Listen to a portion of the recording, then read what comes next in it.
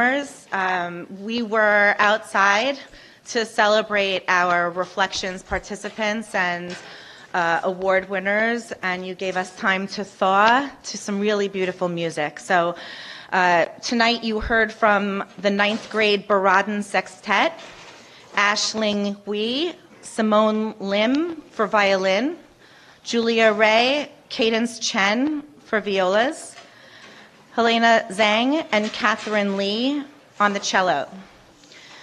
We also heard from the Mendelssohn Octet, that's Emma Hang, Abigail Wu, Meiko Kobayashi, and Laura Oh on violin, Warren Zhu and Caitlin Lee on the viola, Jonathan Wang and Sabina Kim on the cellos. Thank you so much. It was wonderful.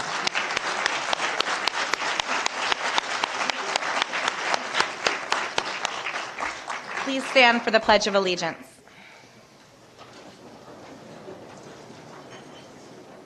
I pledge allegiance to the flag of the United States of America and to the republic for which it stands, one nation, under God, indivisible, with liberty and justice for all. Please remain standing. Thank you. We will have the Adelettes singing the national anthem this evening.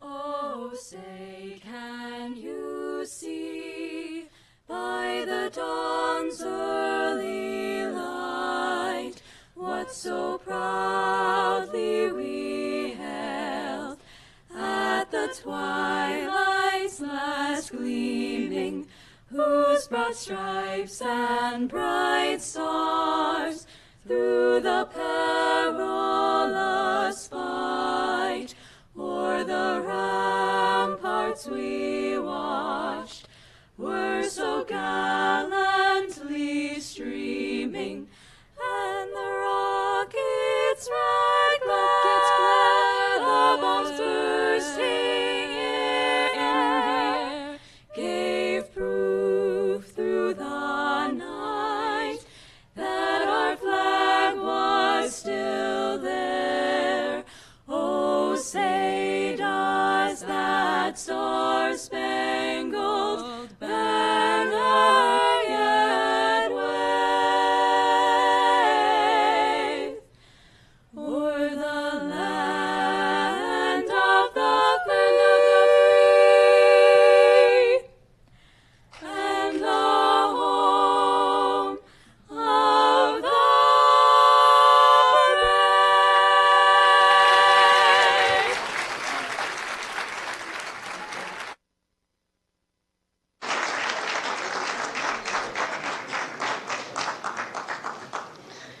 Thank you so much. That was spectacular.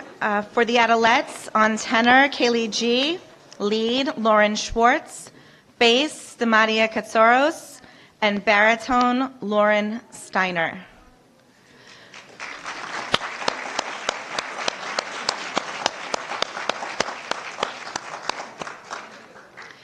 Please welcome our Southwoods Council report.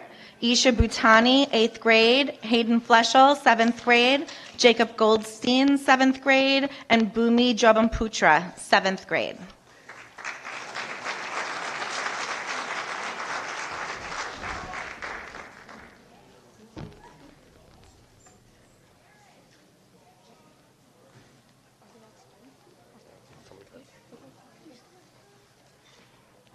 Good evening, Dr. Rogers, members of the Board of Education, Syosset community.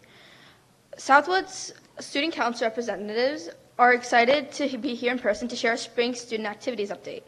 Southwood students have a lot of ideas and love to come together as a community. Here are some highlights of what we've been doing. Coding Club members are actively working on weekly coding challenges. The club is proud to announce that SciO Source Code Team came in first place in the 4th Annual Junior Division Hackathon and will be competing in the 2nd Annual Upper Appalachian Hackathon in May. Charity Club members are currently working on fundraising coins for kindness. All money collected will go to the Cerebral Palsy of Nassau. Science Fair Club members have been working diligently on their Science Fair projects all year long, and just this week are finishing up filming their presentations for judging. Royal Math Fair students wrote and submitted their 5-page research papers and Flipgrid videos to the Long Island Math Fair competition. Science Olympiads just successfully competed at the NYS Championships. Go Silently! Drama Club cast members are hard at work preparing for their performance of Into the Woods Junior, which is taking place live and in person right here in the Southwoods Auditorium later this month. While they rehearse, the Theater Technology Club is designing and painting a really creative set that includes Rapunzel's Tower. Students participating in the podcast club have been writing and recording original stories, allowing for a variety of roles and creating an exciting final collaboration of ideas. In Debate Model UN Club, students continue to debate relevant topics such as the urbanization of Western Africa and the ongoing conflict between Russia and Ukraine. For each topic, students pick a country and research and represent and turn debate with other countries based on their own conclusions, evidence, and opinions. The 8th grade peer leaders taught lessons on respect, relationships, and conflict resolution in 6th grade social studies classes and are currently planning a Connections Day for 6th graders from different teams to get to know each other better. 6th grade peer leaders met with Syosset High School's Dog Rescue Club to learn about Rough House Rescue and are planning a bingo fundraiser and towel drive to benefit local animal shelters. Students and Future Leaders of America have created positive quote posters to be displayed around the school. The Games Club is proud to announce that member Aditya Sanu placed second out of nearly 300 competitors in the middle school esports chess tournament. AAA Club members are working on projects to help their peers recognize how stereotypes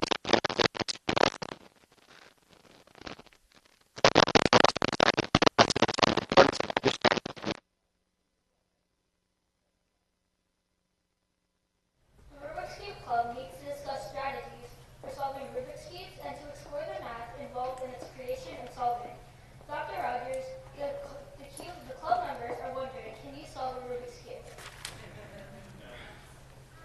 Recently requested by popular demand, the brand new Sewing Club is excited to be a place where students are having fun with their friends by creating original textile projects such as watermelon pillows and squishmallows.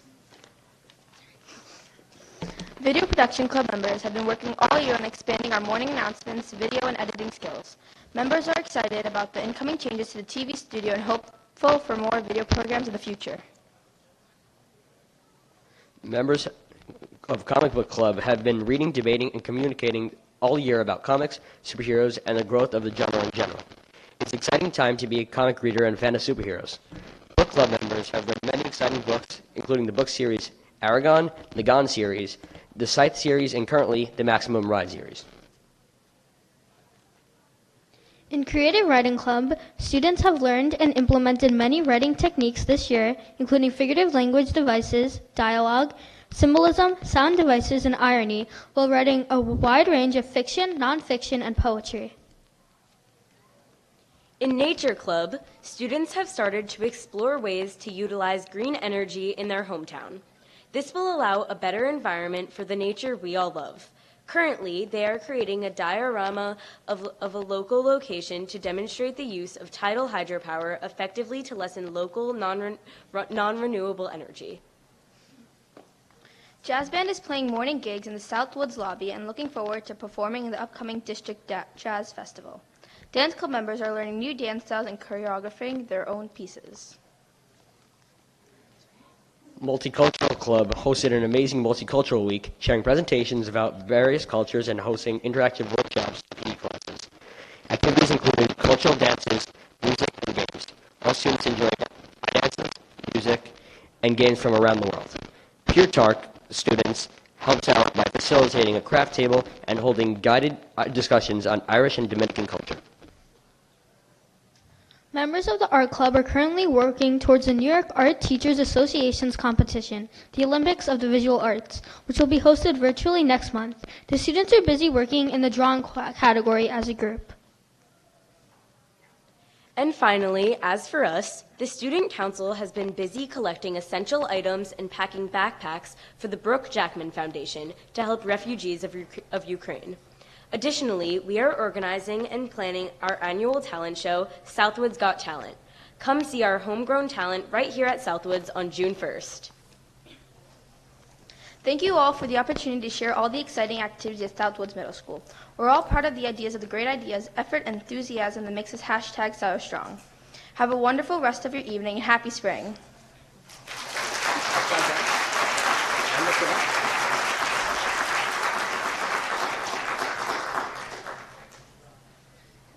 Thank you so much. You did a wonderful job speaking in front of this huge audience. I apologize for the microphone, but you did a great job, and it was really wonderful to hear the amount of work that our Southwoods kids are doing. I'm especially interested in hearing more about that Connection Day. That sounded like a wonderful program and was the first time I had heard about that program. So more on that maybe. In recognition of our championship athletic teams, I'd like to introduce Drew Cronin.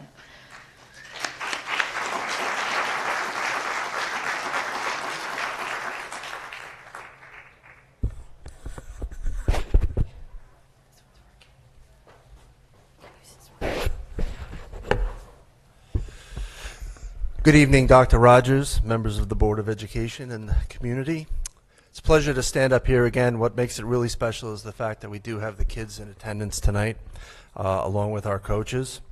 We're just going to bring each team up with their coach, who's going to speak briefly about their accomplishments. We had a great winter season, and again, thank you for allowing it to happen.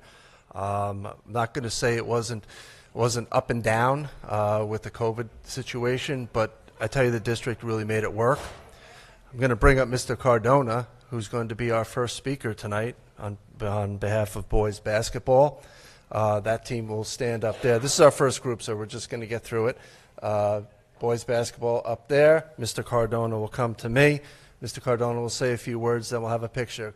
Girls, you hang tight. You'll be next. Thank you for coming in, though. I'm really excited about this. This is awesome. This is great. Stay there. Stay there. Don't worry about it. This is good stuff. Mr. Cardona, approach the bench.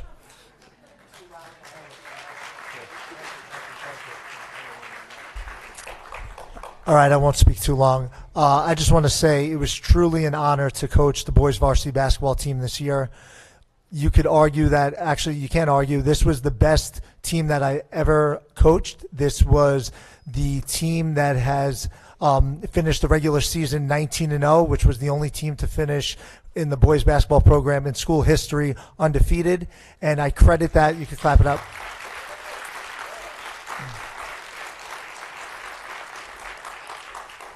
And I credit that to our leadership. And the three gentlemen standing up here demonstrated leadership. They were not only our captains, but they were all three of them were named All-County. So Jason Lepson, Matt Lindeman, and Andrew Zhao.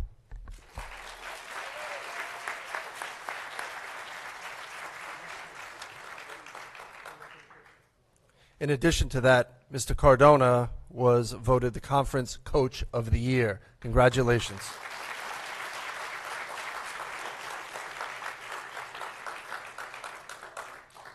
I'd like to bring the girls basketball team down. Congratulations.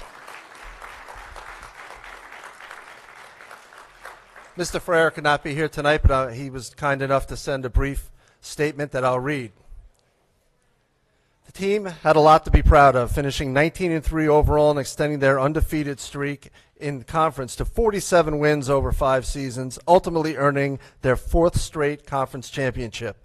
They continued their success in the playoffs, defeating East Meadow and Massapequa with eventual loss in the Nassau County Finals.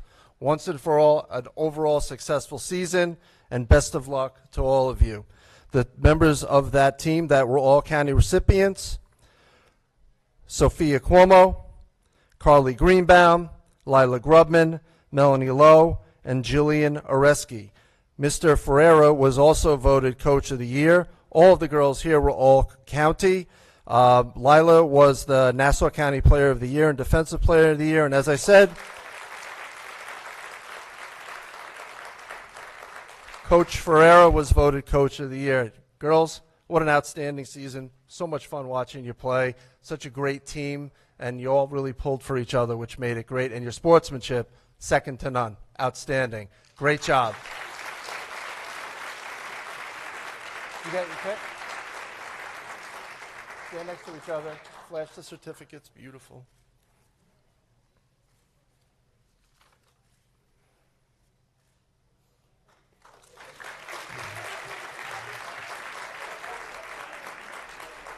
Competitive cheer was next, and they traveled the Eastern Seaboard, placing first in a local competition and second in the regionals, coached by Dale Iovine Lynch. The all-county recipient there, Miss Lynch could not be with us this evening, was Isabella Belmonte, who was the captain, a leader of the team, and finished second in the regionals. Isabella was a born leader, took the team under her wing, and as Coach Iovine strived to say, she said, this is a team. Isabella was really the culmination of an overall team effort, and she wanted to thank the Board of Education, Dr. Rogers, and all administration for their support in being able to travel and compete after qualifying for the Nationals. So congratulations to cheerleading and Isabella, who also could not be here this evening.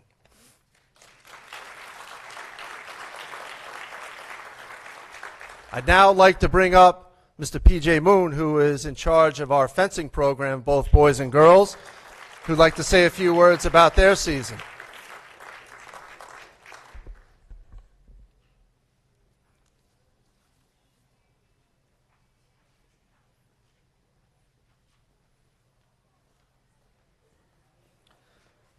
Good evening, everyone. Just wanted to let you know, if some of you don't know, we're still a fairly new team. This is our 4th year, and there's been a lot of accomplishments this year. Every year we have a Brentwood Holiday Tournament, and we had 18 fencers go, and 13 of them medaled with, I actually wrote this down. Give me 1 second. We had 1 7th place, and this is out of 70 to 80 fencers in each weapon. So we had 1 7th place, 4 5th places, 4 3rd places, 1 2nd place, and 3 1st places, with 2 of them here being Lauren Seltzer, who is an 11th grader, and Isha Nayak, who is an impressive 8th grader.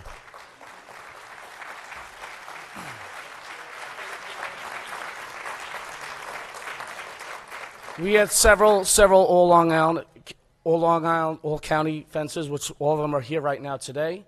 One of them was able to attend, and 2 all-county fencers weren't able to attend.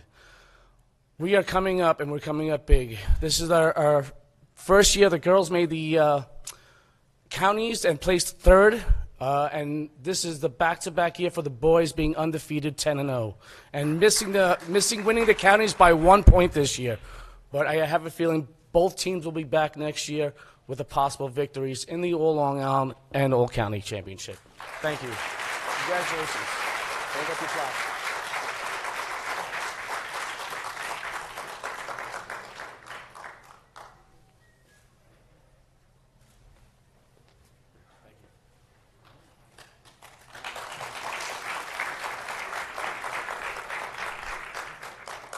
I'd like to next bring up Mr. Steve Salippo, who coaches our gymnastics team, if you can hear me outside. This team is so exciting, along with fencing, and they're 2 of our newest sports, but they continue to do such great things, both in the gymnasium and in the classroom. Our teams were also scholar athletes, along with being really outstanding gymnasts and outstanding people. Coach Salippo.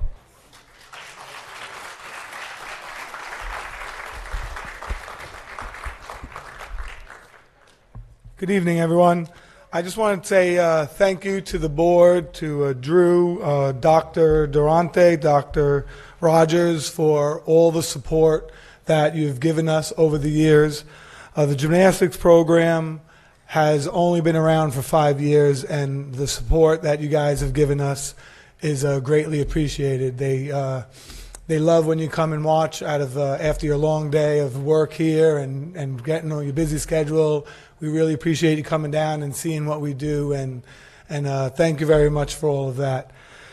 Again, like I said, the gymnastics program has only been around for 5 years, and within those 5 years, the program has grown physically. As you can see here, we have 18 gymnasts on the team this year, and the first year we started, we had 8 gymnasts. So it's been growing physically, and obviously it's been growing successfully. So I just want to tell you a couple things about these girls. The first thing is this year the gymnastics team has been ranked second in the entire New York State.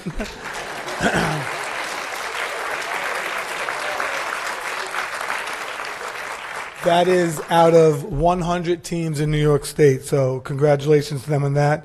We've been 4-time undefeated Conference 1 champions. That includes 45 consecutive dual meet wins.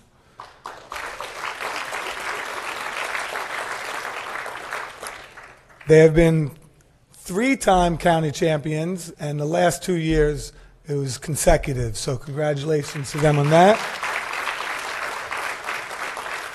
Out of all the 5 years, the girls have been awarded the Scholar Athlete Team Award, and they've also, for the last 4 years, have been awarded All-American Team Award for the whole team.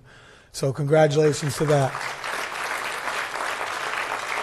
I want to introduce our other coach, Samantha Sasso, and she's going to say a couple of words. Good evening, everyone, and thank you again to the board and the people that were listed earlier. I just wanted to touch on our postseason a little bit and more of the individual accomplishments of our gymnasts. This year we had 12 gymnasts qualify for our postseason. All county, we had Taya Alexandru, Hallie Fleschel, Claire Huang, Nicole McDermott, Rebecca Milivoy, Cami Platt, Alana Slade, and Sophie Westkoff.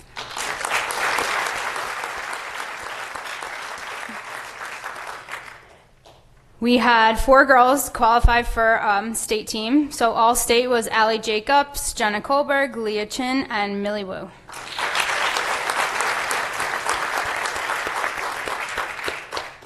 We also had 6 girls qualify for All-American. We had Allie Jacobs, Leah Chin, Jenna Goldberg, Hallie Fleschel, Claire Huang, and Millie Wu.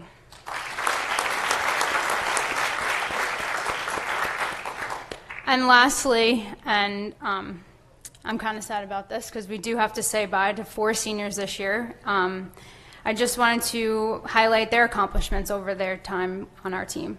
Nicole McDermott is 2-time All-County.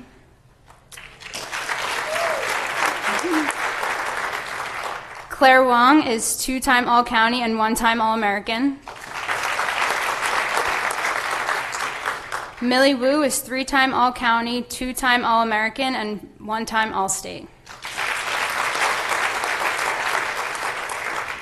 And last but not least, Allie Jacobs was 3-time All-State, 3-time All-American, and 3-time Newsday All-Long Island.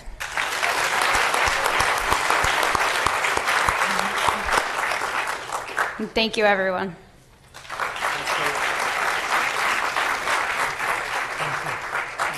Thanks, guys. Great job. Thank you.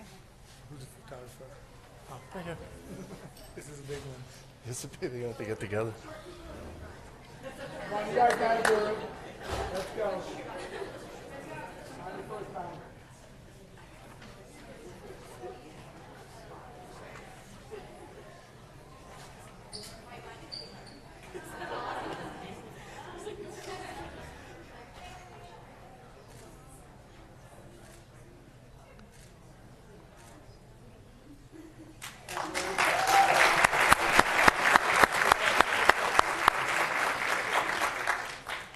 We were so close to getting it right.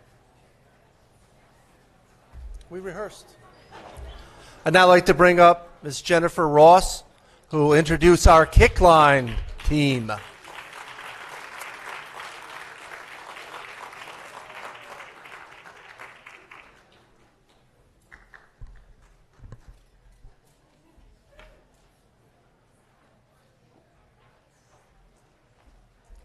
podium is yours. I promise I won't. Okay, here we go. Ready? Oh. All right, hello everyone. My name is Jennifer Ross. I am the assistant coach of Syosset Varsity Kickline. Thank you all for inviting us once again to another board meeting in recognition of all the dedicated athletes we have the privilege to work with. I will take any chance I can to celebrate these 9 girls on our hip hop team who won the first ever national championship title in SVK history. So I'm grateful to have this opportunity. Girls. Your leadership, work ethic, talent, and determination are something I admire and am in constant awe of every time I watch you dance together. I'm honored to be your coach, and I feel overwhelming joy that everyone here gets to see you all the way I do. You each grew so much throughout the year, and this achievement is proof of the unbelievable work you put in. I also wanted to add a special shout out to our 3 astounding captains that led this team with grace, power, and unwavering optimism. I will never tire of applauding our national champions. So now introducing the Syosset Varsity Kickline hip hop team. We have Captain Catherine Disqui, Captain Charlie Wolin, Captain Madeline Rosenthal, Bella Goldberg, Haley Worrell, Talia Catolo, Liv Im, Kelly Kim, and Katie Lee, who unfortunately isn't able to attend tonight, but she's also on the winning team. So thank you so much, and congratulations to everyone else tonight. Thank you.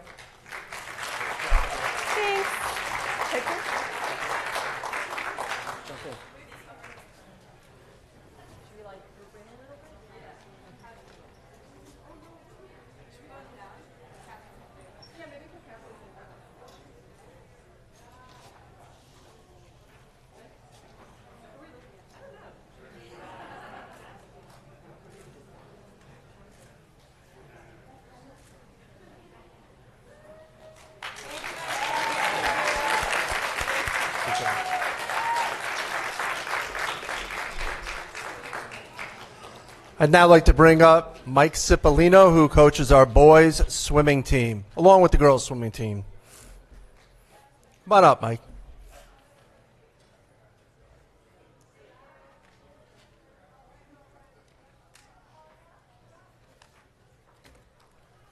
There you go, bud. All you. Thank you.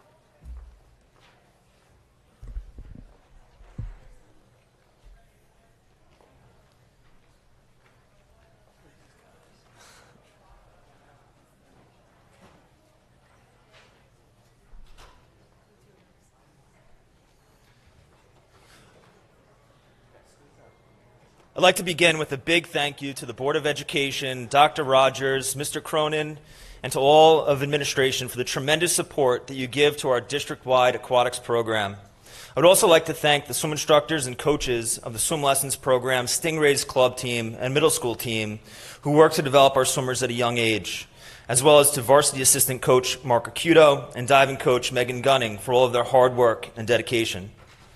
On stage tonight is an incredible group of young men. Incredible not just for their athletic talent, but for who they are as people. They are kind, respectful, reliable, encouraging of each other. The list of positive adjectives to describe them could go on and on. But it really boils down to that they are a special group, one that was a real honor and privilege to coach. This is a team with many achievements, both in and out of the pool. Out of the pool, we are a group that strongly believes that along with athletics, academics, and character matters. That is reflected in how these young men conduct themselves in the classroom and out in the community. We are a recognized New York State Scholar Athletic team. At county championships, senior Ethan Chen was honored as the recipient of the Long Island Swimming Officials Association Scholar Athletic Award for combined excellence in both athletic and academic achievement. At the state championship meet, senior Ari Regev was recognized for his exceptional character and honored as the recipient of the Section 8 Sportsmanship Award.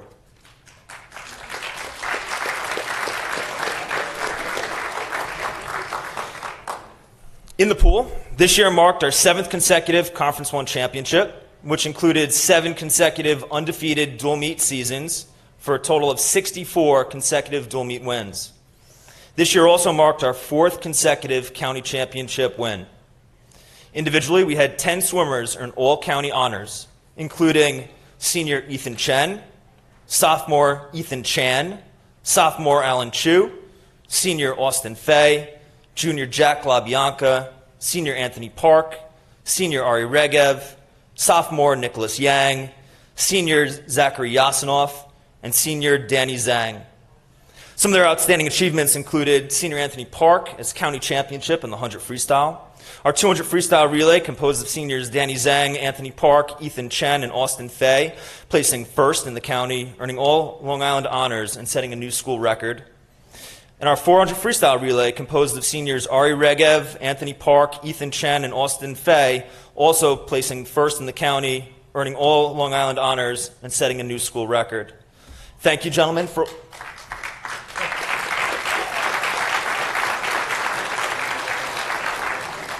Thank you, gentlemen, for all your hard work, dedication, and it was truly a memorable year. Thank you.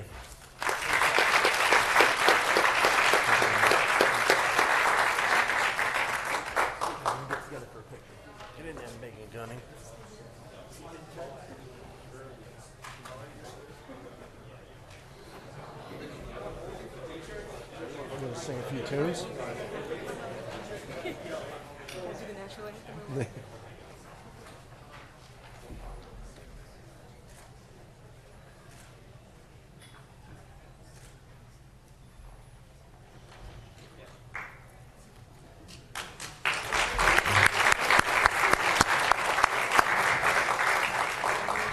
Instructions. Great job, guys. We're going to now bring up our boys winter track coach, Mr. Rich Caffiero. They actually had a meet today and were able to get back just in time for the presentation. So boys winter track, after they file out, you can come on down. Before we get, I have to thank my secretaries, Dorothy Nocerino and Nancy Evangelista, who just worked tirelessly to put everything together for us and to keep the boat afloat, because we're constantly, there's holes here, holes there, and they plugged those holes really quickly to get this underway and to keep our program running smoothly. So now we're going to bring up Rich, but I had to get that in because I feel strongly about all the work they do. So thank you to them if they're watching. Come on up, Rich. Yeah, we're right over here.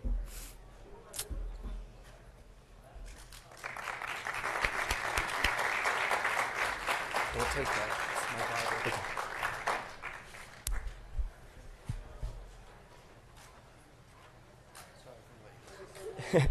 Good evening, Ms. Frankel, members of the Board of Education, Dr. Rogers, Mr. Cardillo, administration, and our Syosset community. Please excuse our appearance. We just got dropped off by bus after a meet at Westbury High School about 20 minutes ago. So we're hoping to get them home showered and fed and in bed sometime soon. But I'd like to briefly introduce our coaching staff. This year we had 2 new coaches to our program, Kurt Rogers and Heather Van Patten. In addition to Coach Dean Coretti, they are amongst some of the most positive, competitive, and passionate individuals for our kids to be around. We are certainly very lucky to have them. Sometimes track and field gets painted as an individual sport. On the night of a team scoring event like the county championships, it is anything but. Over the course of a few hours and 16 different events, team points are scored based on individual places in events. At this year's county championships, we were tied 76-76 with Massapequa going into the last event at about 10:15 at night, a 4x200 meter relay. We were near perfect throughout the night in all the other events, with a long list of athletes turning in lifetime bests. Even though Massapequa had a faster seed time coming into the night, our boys stepped up and wound up beating them by less than a second, helping earn us our team title. However, to get to that score at the end of the night, it required a true team effort from everybody up here. Our individual award winners that night: county champion in the weight throw, Aaron Fischler; all-county weight throw, Parker Kim; all-county triple jump and long jump, Ewan Kang; all-county pole vault, Gabe Kim; county champion in the 1,000 meters, Jordan Altman; county champion in the 600 meters, Jake Miller; County champion in the 4x800 meters, Stephen Berg, Jordan Altman, John Hernandez, and Jake Miller.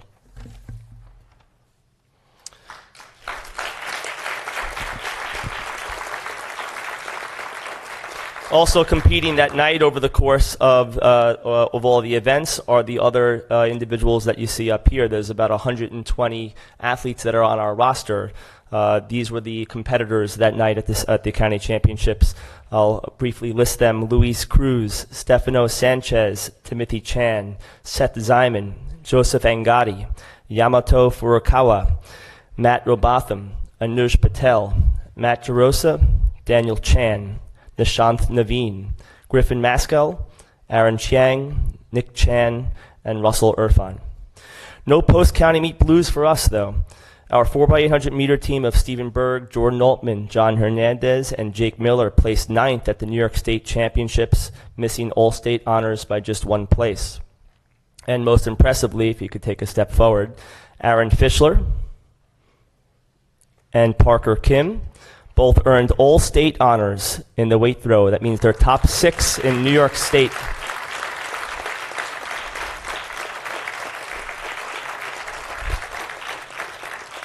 Both were named to the All Long Island Track and Field team, and along with teammate Dave Ramswag, competed at the national championships. Also competing at nationals was our sprint medley relay team of Brenton Lee, Nishanth Naveen, Jake Miller, and Jordan Altman.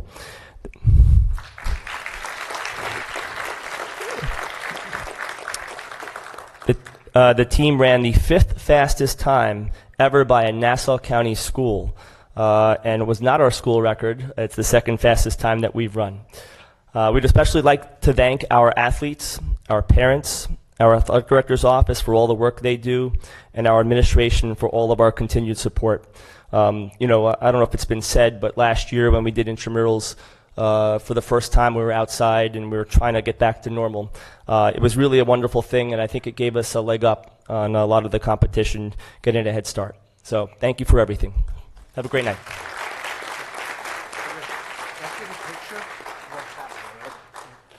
Great job. You're going to have to get a little tighter, I think.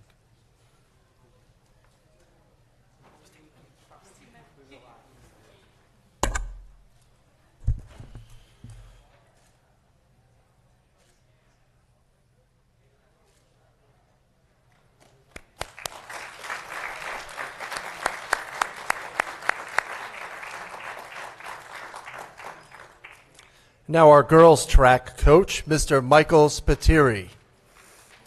Nice job, guys. Awesome. Good job. Beast.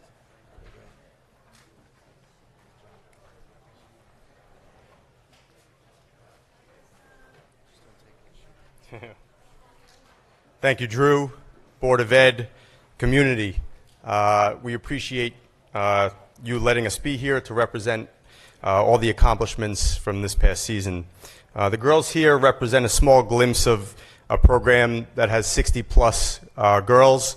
There is a consistent commitment to making this program both competitive and fun. We are family. There are a few girls that couldn't be here tonight, so when I call you, if you could just step forward and just to talk about accomplishments. Jessica Alessi, who could not be here, was a 2-time individual county champion in both the 1,500 and the 3,000 meter. Yui Hoshino was all county in the 1,000 meter. Samantha Smith, all county in the 55 hurdles. She was the county champion in the pole vault. She was also a state and national meet qualifier.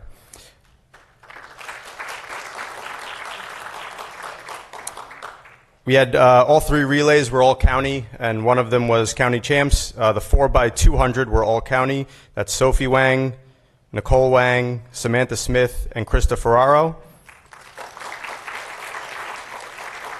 The 4x400 was also all county. Emily Berg, Samantha Goldberg, Jessica Lubell, Shania Jagda.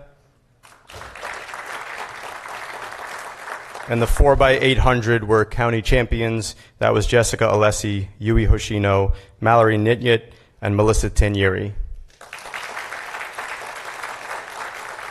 And all of these accomplishments culminated into a 2nd place finish at our winter track and field county championship meet. Thank you for your time.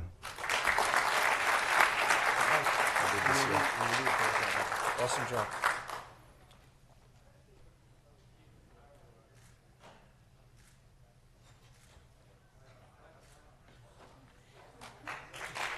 Super job, brother. Thanks for coming here. Well, great job. Good job, guys.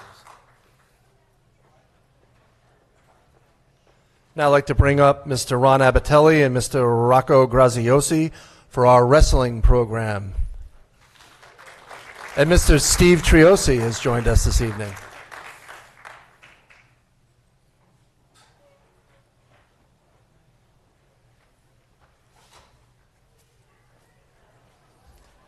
I guess they said they went by order, but I hope they didn't go by age. So, okay. I want to thank the Board of Ed and administration, Mr. Cronin, for having us and honoring us. I found out something great when I was talking to Dr. Rogers this afternoon, that he did wrestle, and next year we're going to have you come back and do a clinic for us. And we won our baseball game, so. We had an outstanding year. Team won the conference, which we haven't done since 2005. They were seeded fourth, but with their hard work and efforts, they came through and really improved and did a lot of great things. And we were very proud of them, the coaches and myself. We had 15 all-conference wrestlers, which is a number. We would have had 18, but 3 of our guys knocked out 3 of our other guys, so they did a great job. And they're very competitive, and a lot of them are back. But these are the all-county guys. And we have John Munoz. I'm See that guy? We teach that also. You be nice to your mother. Okay. Jack Schuster. And then the next 2 guys are all county, but they were also state qualifiers. That's okay. Jake Brocky, who actually just came back from a tournament in Florida, so that's why he's got here so late.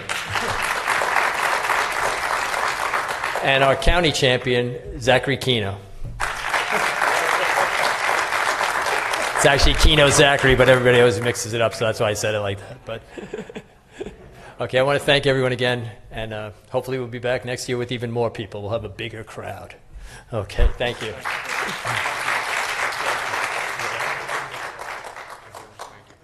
Get your picture. Coach.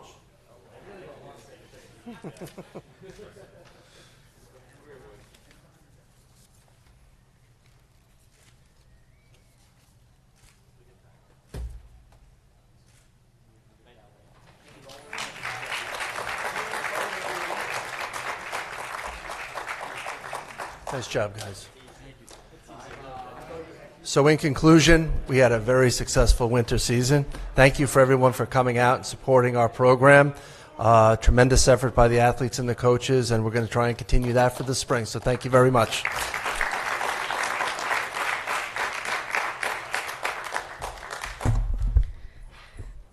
Thank you, Mr. Cronin. One of the greatest things, if not the greatest thing, that we do as a district is make sure that we're creating opportunities for our kids to succeed, to thrive, to find something in themselves they didn't know that they had.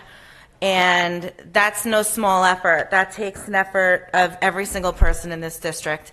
From our business officials who make sure that we can have the funds we need not only to support the teams that we have, but the teams we want to have, our new teams that are, fencing and gymnastics, and our newest team, our rowing team. Drew, you've done just such a special job in making sure that our program has the culture and the buy-in of all of our amazing coaches to succeed. Our coaches who create a family with their teams and make sure that these kids are supported not only physically but mentally. Our board to make sure that we're making decisions like giving these kids the facilities that they need and the support that they need to succeed. And our kids and their parents who are working tirelessly to make sure that they can come in every day with their smiles on their faces, working hard, and you see today with about 120 athletes how successful this is. So I just want to thank everybody involved for their part in making all of this happen for these students. So if you could just bear with us, we're going to take a walk upstairs and begin our board meeting.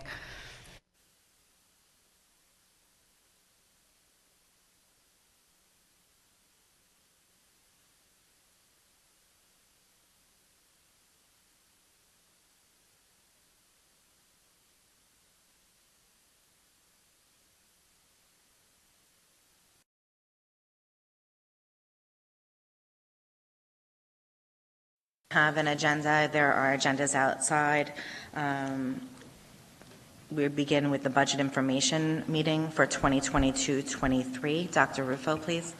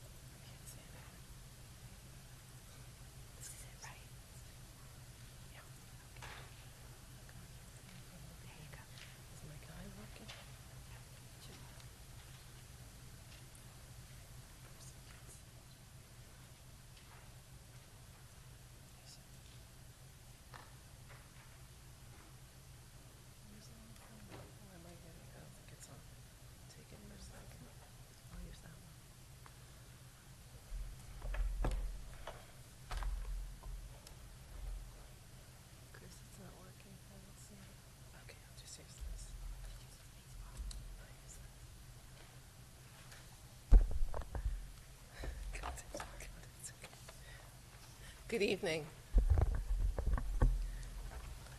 Sorry. Okay, so this is the third budget presentation we've had. We started out in February and we've reviewed the line item detail of the capital and the administration codes. We also did our preliminary look at the tax cap and did a very quick look at state aid. And last month I gave you an update on the tax cap, and we went through all of the program codes and took a look at benefits, and then just very briefly looked at restricted reserves. Tonight we're going to take a look again at the tax cap because there's been an update, and also go through in detail all of the revenue side of the budget, looking again at state aid updates that came in over the weekend, and then reserves.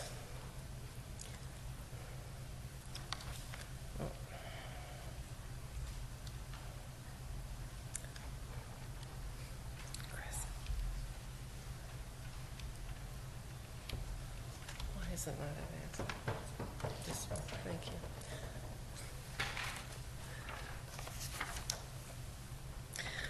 Well, the tax cap has changed. What has not changed are our goals and our objectives for the 22-23 budget, which continues to support all of our existing programs and services for students, and also has growth in it for some of our programs. When we talked about the program budget, we talked about the increase, 1.5 increase in the ICT teacher at the high school, 4.4 additional teachers in the high school to support additional enrollment in some classes.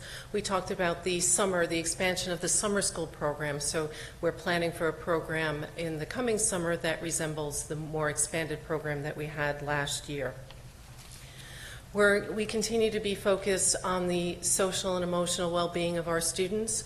We've hired staff over the last couple of years, and our staffing plan includes for next year an increase of 1.5 social workers for our students. The budget continues to support our existing cleaning and disinfecting protocols. spraying and touchless sinks and all of that will continue. As well as when I went through the operations budget, we're going to continue to have a strong security presence in all of our schools and at our events. And in terms of our fiscal stability, we're going to continue to help use our reserves to support the budget, maybe to a lesser extent than we have, due to the additional state aid, and I'll talk a little bit about that. And then the budget also supports our continued maintenance and investment in our physical plant.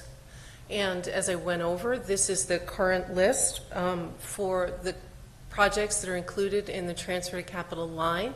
We'll have the smaller scale district-wide plumbing, roofing, and masonry projects, and then we'll have other projects such as the library renovation at Southwoods, lighting for our turf fields, replacement of our 6 of our tennis courts, and then paving as well.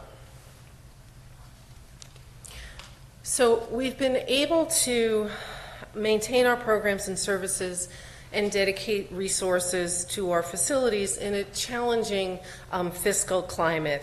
And I've talked about the upwards pressure on the budget in terms of some benefits, some TRS, pension benefits, and health insurance, as well as cost of living and increases that are, and inflationary pressures that we're seeing most recently on the Comptroller's website for municipalities that have a fiscal year starting September 1.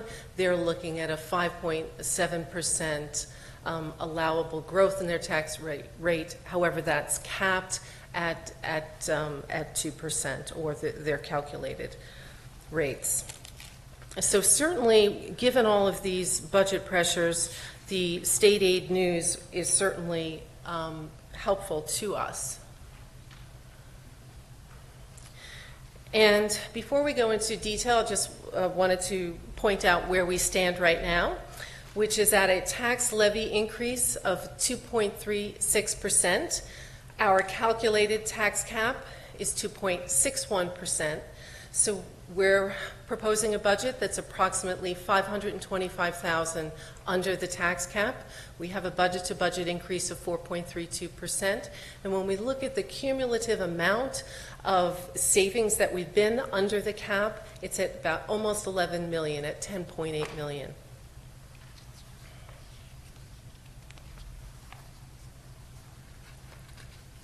So just to go over briefly where we changed, back in March, we were at about a 2.78% tax cap. We had an additional state aid run, which gave us a little bit more building aid, so that impacts what's called our capital exemption. Our capital exemption, which is at the bottom of the tax cap calculation, is essentially our capital costs, which contain our debt service expense, capital projects that are in the budget, less any building aid or other revenue sources like from the debt service fund.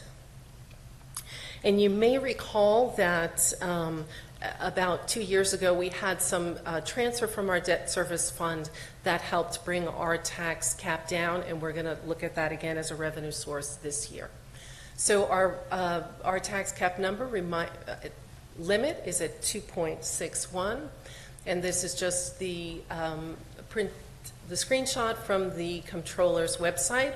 Once the budget is approved this evening, I will submit the final tax cap with that change. I just want to take a moment to just talk about and highlight the difference between the budget and the tax levy. So at the top of this chart, you see the budget to budget increase, and the budget is essentially the expenditure plan, and that's the expenses that support all of the programs for our students. At the very bottom is the tax levy, and that's the amount of funds that are raised through property taxes after all of the other sources of revenue are deducted. So we start off at the budget, and then we reduce it for state aid, and then we have local revenue up there as well, which is essentially our pilots is the biggest component of that. We have appropriated fund balances, which is the portion of savings in a given year that you want to put toward the next year, and that's what appropriated fund balance is. We will continue our planned use of restricted reserves, and those are reserves that are designated for a specific purpose. And then this year we have $940,000 from the debt service fund. When we did our bond issues, in addition to getting comparatively low rates of, I want to say 1.65 and 1.98 on our bonds, we were also given premiums.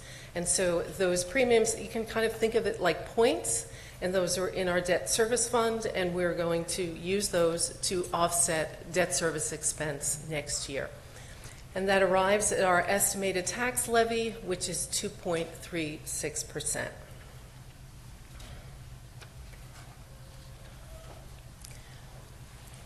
So we received some very good news on state aid, and we're expected to receive approximately $6 million, and that's primarily due to the change in foundation aid.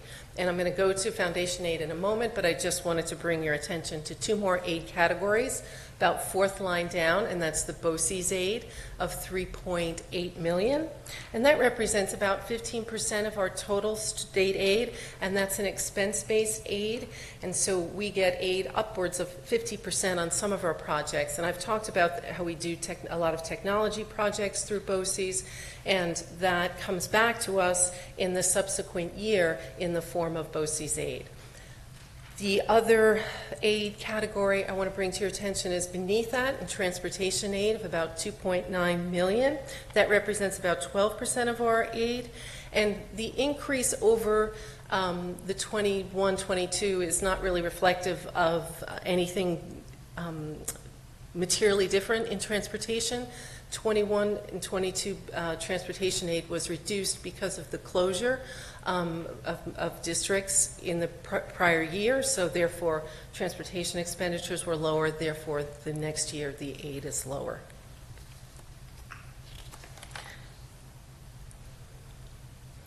And then building aid is after transportation aid, and that's estimated to be about $1.4 million. And you can see there's an increase of about $155,000, which is the aid coming in for projects we've completed, as well as, I'll talk about in a second, more favorable aid ratios. So foundation aid, as of the 21-22 school year, foundation aid was frozen for about 15 years. And it's the largest increase last year in foundation aid that the state has done. And if you look at the box up at the right-hand top, that was the box I presented on my slideshow last year, and we see that the difference in full foundation aid of $16 million from what we were getting at 8.5 was about a $7.8 million difference, and we were going to get 26% of that, and that was the $10.6 million essentially that we got this year. For next year, you can see we were supposed to get then 50% this year, and then the third year 100%. But if you look at 22-23, the box below, you can see that the full foundation aid went up to 19 million from 16. And if you apply the 50% to the difference, it's the $4 million. And that is a function of increased enrollment as well as changes in wealth factors. So according to the formulas, the following year we should be getting 100% of that differential. But that still remains to be seen. But that is good news for us. But overall, state aid accounts for just under 10% of our budget. And that is up from the current year where it's about 8%. And then I was pointing out how our aid for building aid has increased. So our building aid ratio now is 40.7%. And that is also good news for us as we have many projects, as you know, wrapping up, and aid will be flowing from those now at a higher rate.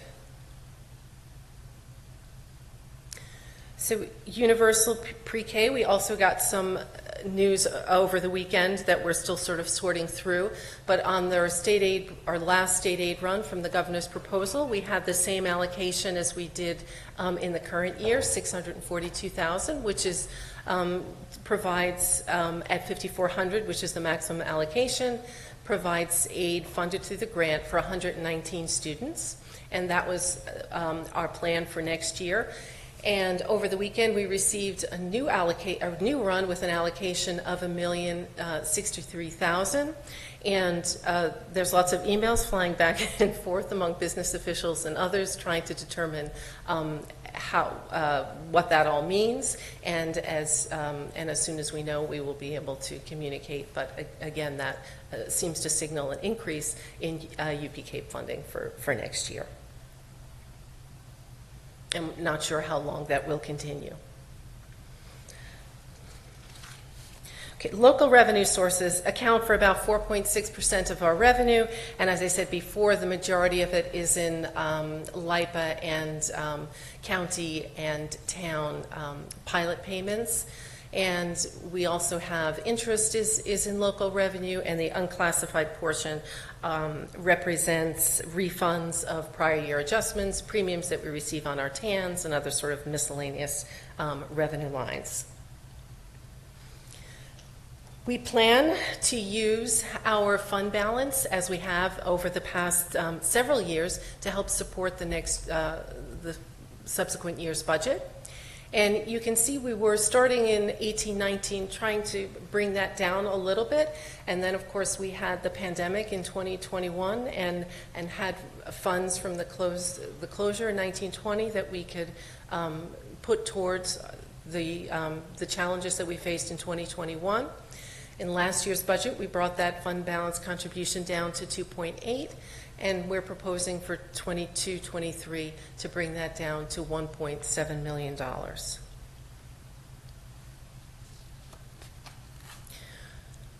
We've also been using our restricted reserve to fund expenses through the budget. On the left-hand side, you can see our proposal for funding expenses in the 22-23 budget. And reserves are money that's set aside for a specific purpose. They're a source of revenue that help us manage the tax levy and stabilize the levy. Reserves are an indication of good financial health. And adequate reserves lead to better credit ratings, which reduce our borrowing costs.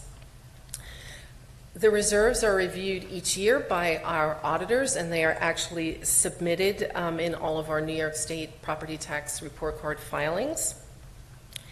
The first two reserves that we plan to use are the TRS and ERS, our reserves to offset pension costs, our workers' compensation reserve that we use to pay directly workers' compensation expenses, unemployment, and then the EBAL, which is the Employee Benefits Accrued Liability, and that's to pay for accrued employee benefits upon separation of employees from the district.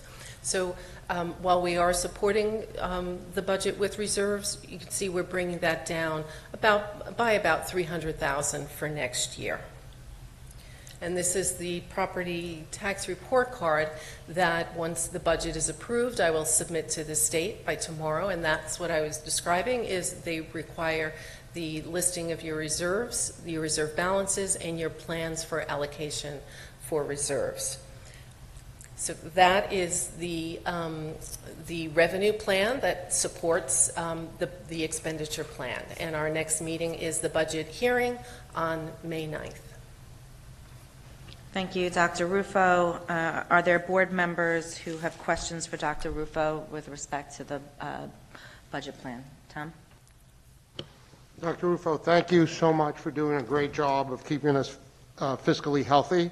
The community and the board appreciates the hard work that you put in to get us always below that tax cap. It's not an easy feat. My question was on that foundation aid. That new number, that 19 million, is that going to be our new baseline? Yeah, I'm just going to go back to it so we can. Yeah, so if you look right at 21-22, the 10 million at the bottom of 21-22 became the actual for 22-23. So you would assume that our 19 will be, but again, that 19 is formula driven Right. by enrollment and by other wealth factors. So that could change as well. Right, because it was like 8 million something, right? Yeah, the 8 million was what we received in 2021. Right. Yeah. Okay. And then my other two questions were on the construction aid. The building aid, The yep. building aid, right? So will we be getting that 40% on projects that were in place that are finishing now? Would we get reimbursed now at the higher rate? Like, Yes. when's the cutoff for that? That's it. So all projects that are recent projects will receive that building aid ratio of 40.7 on. Okay, great. And my last question on the universal pre-K was, I know you said you just got new information, but did they extend? I know it was only 2 years, but with that, that's a substantial increase. Is that for the third year? Because wasn't it 2 years at 600 and change? Yes, your recollection is correct. That's what we had heard last year, that it was for 2 years. This additional, we're still trying to figure out, because there's different buckets, and so trying to figure out if it's a one-time, if it's a one bucket, or if there's an allocation for the future. Thank you. And I don't Yeah, have thank you that so much. information I yet. appreciate all your hard work and your whole team. Thank you. Yep. Dr. Rufo, I echo everything that Tom said at the beginning and at the end of his question. When you were going over the tax cap formula, I think I saw that the estimated coming year exemption for capital was what which lowered the tax cap. I think you explained why that number was lower, and I was just wondering, because I think I missed it. To it?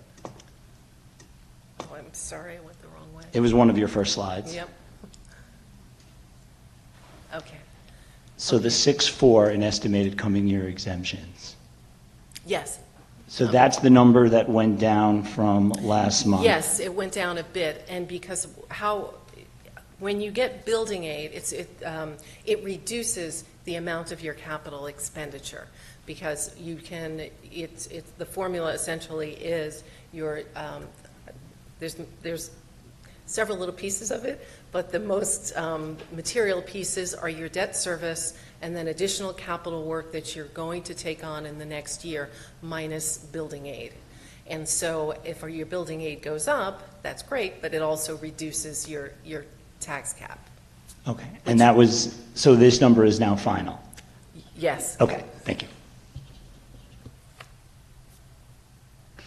Okay, just a reminder to the community, as Dr. Rufo said, the hearing for the budget is going to be at next month's meeting, and at that time, the community will also be able to ask questions with respect to the budget.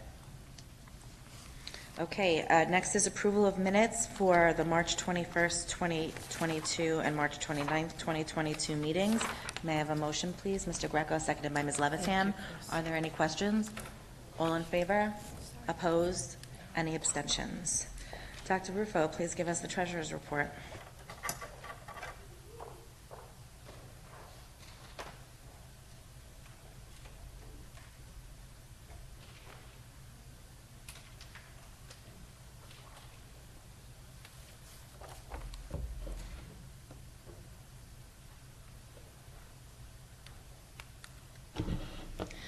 Okay, in the treasurer's report, the cash on hand reported for the month end February 28th, 2022 was $83,124,896.22. All bank balances for cash accounts were reconciled to the book balances and were collateralized in accordance with the district's banking policy and banking agreements.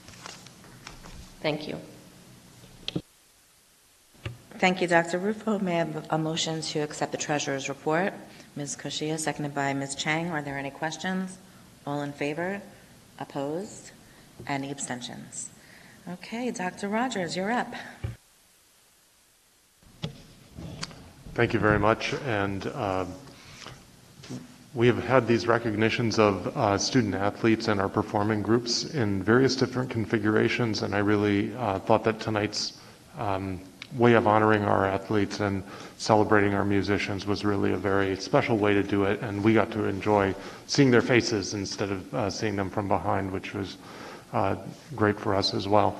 And I will connect, as Ms. Frankel did, this conversation to the budget, because at the time 4 and 5 years ago when we added the two teams, gymnastics and fencing, we were just creating opportunities and we had no idea if they would be successful. And in fact, the gymnastics team at that time needed middle schoolers to just have enough students on the team to compete. And to see their growth and their success in the time since for both of those teams has been really remarkable. And I'll confess I didn't know if the teams were going to be large enough to survive, and I'm glad to be my skepticism proven wrong. So celebrate their success. Want to just catch us back up to date on something that we have been working on since 2016, but obviously had to put on the back burner during the course of the pandemic. So this is just going to be a little bit of a trip down memory lane to kind of catch everyone up on what we had been working on and what we're considering getting back to. I know the board's going to discuss it later this evening. First of all, why even talk about what time schools start? There's a fairly substantial body of research that says adolescents require a healthy amount of sleep, 8 hours of sleep if possible, maybe more. And there's also a fairly good body of research that suggests that school start times impact the amount of sleep that students get. And obviously we want to do things that are in the best interest of our students' health whenever we can, but certainly now coming out of the pandemic, we're trying to be especially attentive to students' health. And this ends up feeling very like a very timely conversation. Just to go through a little bit of the process to date, we started working on this and when this goes up on the website, there is already a landing page on our website that has all of these documents warehoused there, and there will be a link to it on this slide. But we started this work back in October of 2016. We had a conversation here at the board meeting that set us as administration in the direction of researching. We did a lot of work on the research around not only the sleep science, but the social science of how students get enough sleep and how their social connections help with the feeling of security that leads to more sleep. We held a community forum as a kickoff event to talk about some of the research that we had found, take some feedback from members of the community. We outlined a planning process that involved hiring a consultant to do the heavy lifting around redesigning our school transportation. And as you might imagine, the biggest challenge in all of this is the logistics of busing. A bus that is doing a high school run is not available to do a middle school run or an elementary school run simultaneously. So how all of those things interleave together is complicated. It's obviously expensive, and it's something that requires some specialized expertise. We had several drafts from our consultants who analyzed our current patterns of busing and also helped us estimate what it would cost to do changes to our busing. And we did explore briefly the idea of trying to do separate runs just for high school so that high school could be decoupled from the impact of elementary school or middle school start times. And the cost of doing that was just not feasible. And these days it would not be possible because there simply aren't enough bus drivers, but it was something that we had explored at the time. Ultimately, we came up with what I would call several imperfect proposals, but even though they were all imperfect, we still wanted to get public feedback on them. So we did some public engagement meetings, and we also put out a survey instrument. We had just gotten the survey results back from that survey of the public when in February of 2020, and then obviously the next month, the pandemic hit and we were closed, and we had other things to worry about besides the start time. So I will just refresh our recollection of some of the high-level takeaways. we know that everything is dependent on everything else, and if we make any kind of moves, we have to think through the implications for students who may be babysitting younger siblings when they get home. Obviously, the impact on athletics, as we've seen tonight, employment opportunities for students, internship opportunities for students, the lessons that students take after school. So all of these things are impacted by, and therefore we have to be considerate of. As I mentioned, the busing logistics really do drive a lot of this because it is so costly, and especially now with busing being so tight and challenging, that's going to really be a factor that we have to keep a close eye on. Lastly, we have done a survey of other schools, high schools in Nassau County, and start times range anywhere from 7:30-ish in the morning, so we're a little later than that at 7:40, to 9 o'clock in the morning. And what we found in doing this survey is that the school districts that have the later start times often have events before school, practices, or clubs that meet before school. So in some ways, things that we do after school happen before school in other places. So if we're going to restart this process of looking at high school start time, there are a handful of things that we need to do. First of all, the busing study that we did now is clearly out of date and needs to be done again in light of the current market conditions. We're going to have to develop, again, some proposals so that we can get some feedback on those proposals. We have not been idle, even though we have been working, obviously, on the pandemic. But we have been exploring some ideas so that when we did return to this conversation, we would have some new ideas to share with the public. So we would want to, before the end of the year and people disappear for the summer, have at least one public engagement opportunity, take some feedback from that, and then use that feedback to develop a survey in the fall. From that survey, develop some options for consideration. At some point, we'll present those options to you for your feedback. And if we were to make a decision that we wanted to implement in fall of 23, we would probably have to make a decision in early spring of 23 in order to put into place all of the changes that would need to happen. So I'm shifting from the start time to just a couple other topics quickly. As Dr. Rufo mentioned, over the weekend, the state budget was adopted, about a week overdue. There was a significant increase in foundation aid, and as she mentioned, it offset some of the startling increases, inflationary increases in some of our expenses, so we were grateful to see that increase in foundation aid.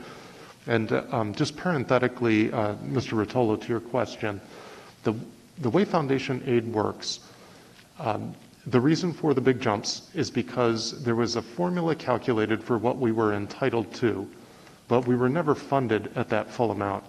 And so the state has essentially said, over these 3 years, last year, this year, and next year, they will get us a third of the way there, a third of the way there, all the way there, for the gap that's left.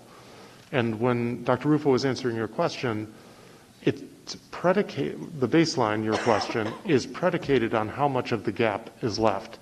And the gap is predicated on what that calculated maximum is. That maximum is dependent on enrollment.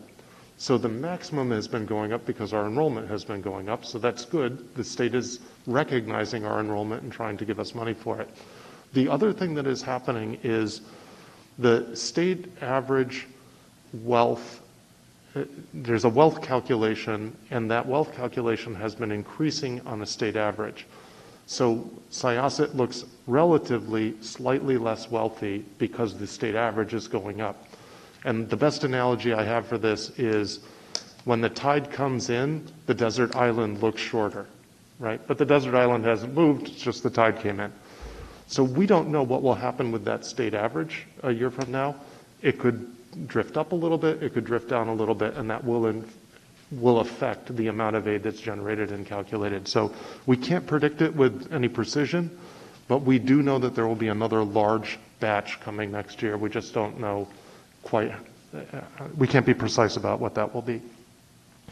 And similarly, as she mentioned, we have We're pleased to see additional aid for pre-K. We have a waiting list for the pre-K program. We had a waiting list for the current year program. We have already allocated the seats that we thought we were going to have for the coming year. This new money means that we will likely have more seats, and so we'll be able to go through our waiting list and offer seats to more students. Obviously, since we had gone through that process already, it would have been helpful to have this information earlier, because I'm sure that parents that were unsuccessful in our lottery have made other arrangements, but there may still be some who are looking for pre-K or may switch into the seats that we have. And then lastly, the state put something interesting in the budget. I know that the board has from time to time talked about trying to make ourself a little greener. And all buses purchased, whether by a school district or by a bus contractor from 2027 on, must be zero emission, and the whole fleet must be converted by 2035. So in my own mind, the joke is, I'll be retired before all the gas buses are retired. So that's my thought. And then, yeah, it wasn't that funny a joke. I'm doing the best I can at 10 at night. So lastly, just some housekeeping. Schools will be closed on May 26th and 27th. That's the Thursday and Friday before Memorial Day weekend. We have been working on, with our consultant, on doing an update to the enrollment projection study that we did back in 2020. I'm happy to announce that Syosset High School will have an in-person indoor graduation ceremony at Hofstra on the second to last Wednesday in June. Moving up ceremonies for the other schools have also been scheduled and are looking very promising. And just one cautionary note, as I put in my email to the community midweek last week, we have been seeing case counts rise, and so we are proceeding cautiously. And lastly, just a little piece of good news and a fun picture. So we've been working over the last 2 years on installing our energy performance contract. These are a series of initiatives that make the district more efficient and therefore save money. And none of them are very glamorous. It's things like weather stripping and better lights that use less energy. But the one glamorous thing we're doing is installing solar panels. So the solar panels at Bayless and Robbins Lane are now operational. They are generating power and feeding it back to the grid. And we even have a little meter, a dashboard that allows us to see how much energy we're generating. And we're looking forward actually to letting students have access to this dashboard so they can do science projects and understand cloudy day, sunny day, how much are we generating and what's the cost of energy and how much is that saving us on a dollar basis as well. So it's saving money, saving energy, and giving our kids something fun to play with. And that concludes my report. Thank you, Dr. Rogers. Are there questions from the board on the other items of note? Susan. Well, first of all, the solar panel is so cool. That's fantastic to do the science projects with it. But that's not my question. So with the graduations, do you have any idea when there'll be more extensive plans released to parents, like how many tickets and just for all the different graduations, when people could expect information? I know that the dates were still moving around as recently as last week, and so now that those dates appear to be tacked down, then the next thing will be to put the logistics out there. But we do want to get that soon because we know people try to plan ahead and plan meals and other kinds of things around those events, so we want to make sure you have time to get reservations if necessary. Rob. Another question about graduation, Dr. Rogers. Did we try to see if we could somehow hold the graduation outside as we did last year, or was that just not a possibility? Just with respect to, we don't know where we'll be in June in terms of the numbers. Hopefully things will be very low and safe. But it was nice that when it was held outside, really there was no limitation on attendance. It was something that we did explore. I thought that the outdoor ceremony was wonderful, partly because the weather was so perfect. Obviously, weather is always a question when you're outdoors. In talking with Hofstra, they had rented equipment to go over their turf field to protect the turf. And they had rented the stage, and they had rented all the lighting that lights the stage. So the overall cost for all of that equipment was, I'm going to pick a number out of the air, and it's not going to be perfect, but let's say $30,000 or $40,000. So we had reached out to some of the other school districts that also use Hofstra for their graduations to see if they were interested in having an outdoor graduation, and if so, if they would split the cost with us so that we didn't bear the cost alone. And I couldn't find a partner in that effort. And I think on the one hand, we can hedge against the possibility of case counts rising. On the other hand, the hedging against the possibility of bad weather, which is not just rain, but excruciatingly hot day, you're inside, it's air conditioned. So in the end, I think a lot of colleagues had decided that the eventuality to plan against is the weather, and so we're going to be doing what everyone else is doing. Okay, thank you, Dr. Rogers. I'd like to welcome Michelle Yen from the Citizens Advisory Committee for Finance to give us a report. Good evening, board and community members. We had our meeting on March 24th. We discussed the tax cap, which Dr. Rufo had informed us that today has gone to 2.61. At our meeting, it was 2.78 in the prior meeting. Dr. Rogers had indicated that the budget was tight due to the following factors, among others: the enrollment, which the staff is monitoring, the teacher's retirement expense, health insurance, and fuel cost. We discussed the program budget codes. There was an overall increase of $5.2 million, or 3.69%. The FTEs had increased by 6 for this code overall. We discussed the special education costs. The Committee on Special Education Placement must accommodate the students' IEPs. And then Dr. Rogers shared with us the formulas related to aid that offset some of these costs. We discussed how clubs and sports programs compare to other local districts. And we discussed the summer school and the expanded programs to catch up from the pandemic. The building aid, as we discussed today, in 1999 was about 16%, and next year our building aid support will be over 40%. So we're very pleased to hear about that. And thank you, Dr. Rogers, for helping us get there. And our next committee meeting will be April 25th. Thank you so much, Michelle. We appreciate it. Okay, there are no legislative items, and we will begin audience to the public. Just a few ground rules for those of you who may not have been here for an audience to the public. Only residents of our school district can speak. You'll come to the podium. There'll be a ledger there where you can write down your name and address. Please share your name and address with us. We'll take that down so that if we cannot answer any of your questions today, we will be able to get back to you, hopefully, with a response. You'll have an initial 4 minutes to share with us your comments or ask questions. And once everybody in the audience has had the opportunity to give their 4-minute comment, we will endeavor to answer the questions that have been asked of us. If there is time, we will allow any of you to come up for a second 4 minutes if you have anything more to say. We don't allow polling of the board, so if you ask a question, you ask a question, and we'll endeavor to answer it, but every board member is not going to be answering a question if you are asking them to. We also ask you to please refrain from commenting on specific staff members or students, because privacy laws prevent us from acknowledging those kinds of comments. So, if you will. Good evening, the board and the superintendent and Sayasha resident. My name is Jason Guo. I'm a 12-year Sayasha resident. Thank you, Dr. Rufo, for the tonight financial report, and thank you, Dr. Rogers, for the update. Especially thank you for this channel to serve as an open forum between the resident and the school board.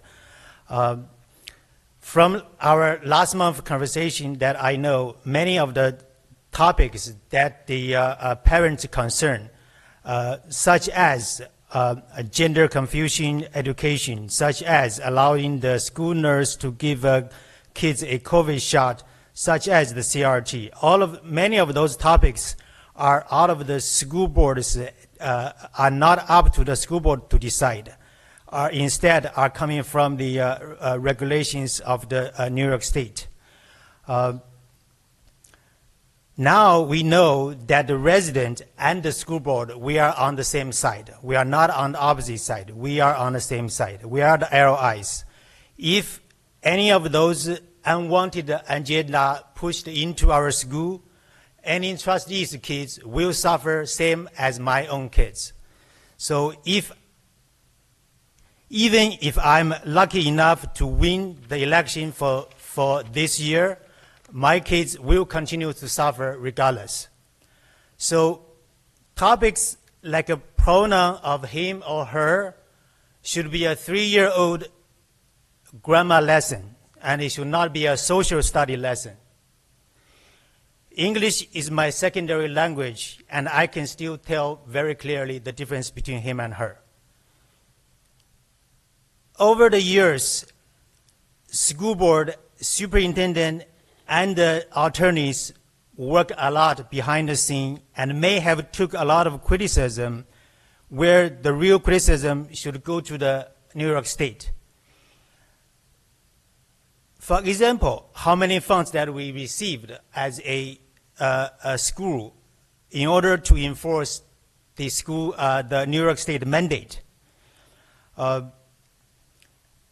So those, I feel bad for those of you suffered those criticism on behalf of New York State.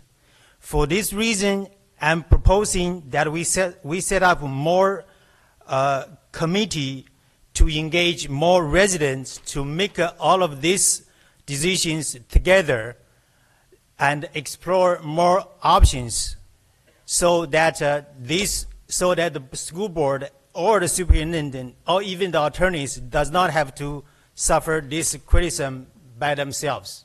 We working together to make those decisions. That's what is my proposal. Thank you, everyone.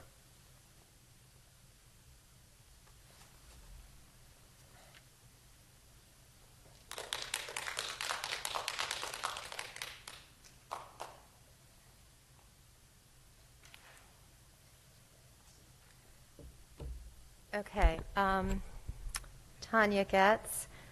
I'm a resident of Syosset at 2A Pine Road, and I've lived here for 23 years, and my husband is a 1976 graduate of SHS, and my brother-in-law in 1983, and my daughter this past year. So, and my son is entering the high school next year. I've been up in front of the board before, more than once, to discuss the transition to the high school and also the sleep schedule and the start time. So I'm really happy to see that the district is now returning to this topic and that you are going to seriously investigate getting our students more sleep. I think it's a #1 component of some of the rising anxiety and the need for counseling that we're seeing in our adolescents across the country. And this including extends into college age, which is the group that I teach. So I'm really happy about that. So I just wanted to thank the board very much for restarting that very important topic. But however, before we get, you can, go through all that process and discuss the actual big project of changing the high school start time to, for example, 8:30, as the CDC recommends. There are many things, in my opinion, that can be done pedagogically to assist the students in getting more sleep in this district, at the high school level in particular. #1, afternoon school help schedules that are more prevalent in challenging topics. For example, my son is going through the high school transition now, and the #1 class that was talked about in the students talking to the 8th graders was honors geometry and how difficult that class was. In fact, my son came home and said, hey, people say that's the toughest class they've ever taken in high school. All right, that was true in my daughter's year. It was true before my daughter got here, still true today. Dropout rate is still high in that class. And yet, the mathematics department has among the lowest number of extra help sessions in the morning. 6:50 in the morning is when your high school extra help classes start. So if the CDC recommends 8:30 as a start time, you're giving students who are struggling in honors geometry a 6:50 start time to help them. That just doesn't add up, in my opinion, as an educator. And I've been working with adolescents a long time. So I think that you need to change it. And I think it's a low-cost thing to do. Right now, the district allows the teachers to choose whether they want an after-school or morning help session. Okay, that's probably a contract issue. But you know what? There is optional offers. And you can also pay teachers to do more extra after-school help per chance, just as you do your high school coaches, many of them who are here, and do that as an extra. But I think it's the students that come first, and their health, and not the teacher's schedules. And I know math is more lucrative as a private tutoring option, which is probably one of the reasons why math has one of the lowest after-school help sessions on the 2020 schedule. So that's like number one. And by the way, ironically, the health department, probably no one's coming to health, but the health department has no after-school help sessions, which is ironic since they teach health. Just a thought. But anyway, I suggest you take a look at it. All right, number two, Blackboard and Canvas. So the district moved in the pandemic, rightly so, to doing more with digital classrooms. I've been working with Blackboard at CUNY since about 2003. So I'm pretty familiar with it, and I've also worked with Canvas. One of the things that it allows you to do, both the systems, is to set deadlines for assignments. The teachers here in Syosset who teach in AP classes are setting the deadlines at midnight. Now that's a default often in Canvas and Blackboard, like if you're setting it, it's 11:59. But they're not adjusting it. And in fact, I've spoken to teachers because I had this question, and they're doing it purposely. I disagree with that practice. I think it encourages students to go to 12 midnight, and that's not appropriate. And in the days before digital classrooms, a student would go to sleep and then wake up the next morning and do the homework. That's a better plan. That gets them more sleep. And you could, maybe you have lunch hour, maybe you work during that and get homework. But also, teachers were also dunning students. If it came in at 12:02, you get a late, 12:02 a.m., you get points taken off because it logs it. You're late. I don't think that's a good practice. I don't understand it because you can actually have it due at your next morning, at your next class. It's 11 a.m. class. That's when you would have walked in paper and handed it in. You could also set it, at 10 p.m. That's okay. They're high schoolers. Again, I don't agree with the practice. And I think it's being used a lot, especially in the honors classes. I'll come back. Thanks.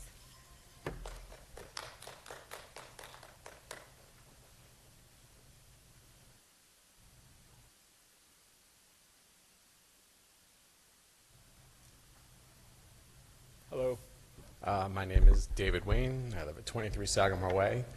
I have a very quick question. Just wanted to see if we can get an update on the lights. I saw it was mentioned in both Dr. Rufo's presentation and Ms. Franco alluded to investing in our students.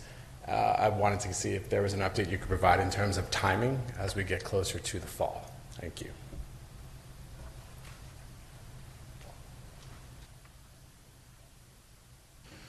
Is there anyone else who hasn't come up yet? Michelle? Hi. I guess I should write my name down. This counts as number one for you. Yes. Okay. I just have a question regarding the ratification of the stipulation of agreement with the CSEA. I wanted to know how long this contract's going to be for, since this one expired, the prior one expired in June of 2020. How long is this new one going to be for? And what are the percentage rate increases just for the general step that's being agreed to?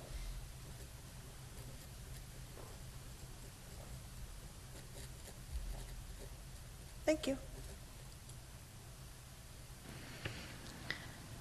Thank you. Is there anyone else who has not been up yet?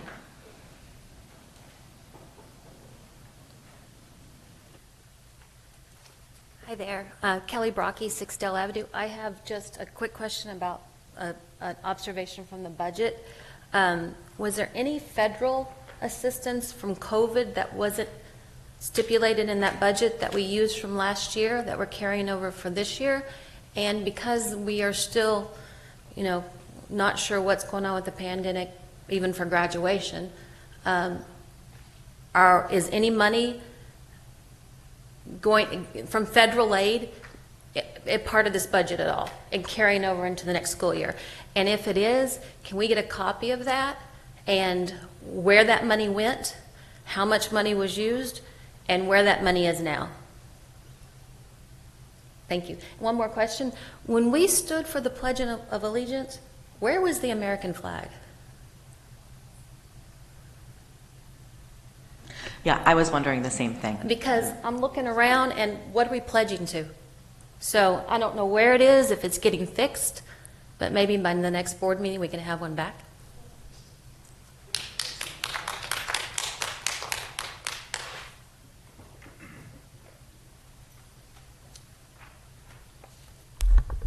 Hello, Board. My name is Adam Waxer, resident of 51 Warner Lane. First of all, thank you very much for all your time and effort. And I was really, it was an amazing presentation today by all of our winter sport athletes, and I was commendable to all that. And we've had a lot of success throughout the years on the field and on the courts. And I just wanted to kind of revisit, or at least ask a question for clarification on some updates potentially to some of our athletic fields and athletic facilities, which I think are a little bit outdated. We had a discussion last year, I understand during the pandemic, about the Stillwell field and the use of that for athletic fields. That was taken to a vote and understood that at that time it was not passed by the community, but to discuss that there's still a need for that. And obviously it didn't go through, so wondering if we would be discussing or kind of having a discussion about potential other plans for athletic fields.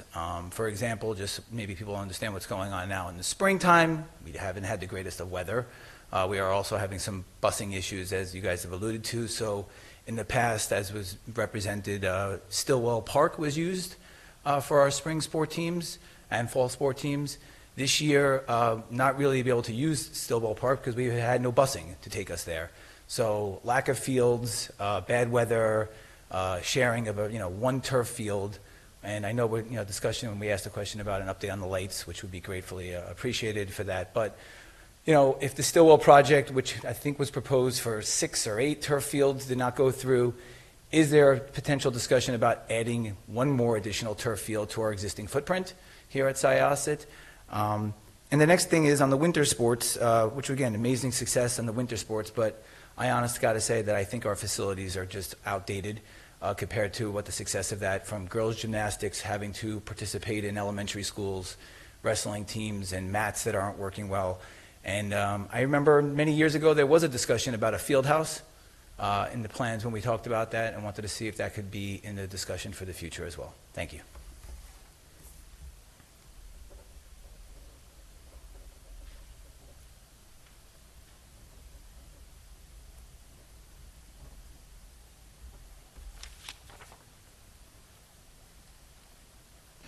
Okay, is there anyone who didn't get to complete their thought that has, that would like to come up for a second time?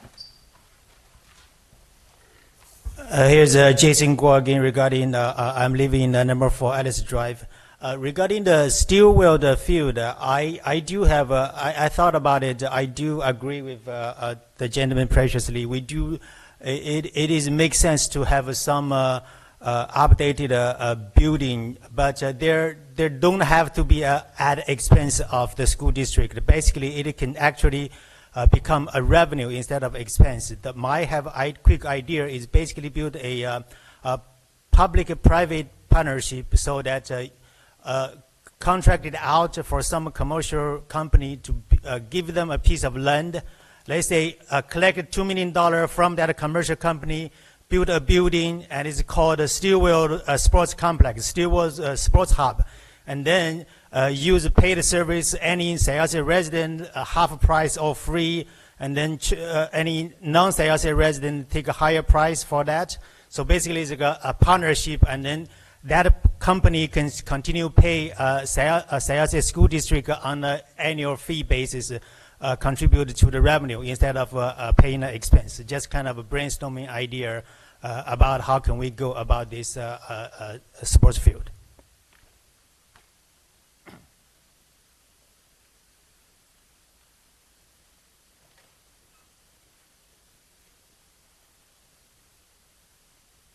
Okay, I'm going to come back to my sleep. Okay, here we go, or sleep in general.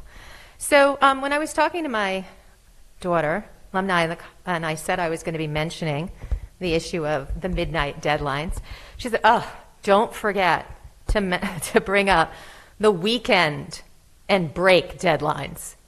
Because that is also something that's being done in Canvas. Weekend deadlines are being set and over break. Again, I really disagree with that, just in terms of the students need a mental break. And so it shouldn't be happening. And also, there are assignments being set on the weekends. In other words, not during the week, but oops, we forgot it, let's put it in on the weekend. You know, you get an automated notification in Blackboard and Canvas on your phone. It shouldn't be, I just don't agree with it. I shouldn't be happening. So, and I did speak to, just so you know, Mr. Raffini about the midnight deadlines and guidance when my daughter was in the school, and he did say that guidance had discussions. So I just want you to know, it's not that it's not been aware of in guidance. And whether that translates and how that works through your system with how making a rule, but I think a blanket rule could be set. What time is a reasonable time for high schoolers? When deadlines should be put in?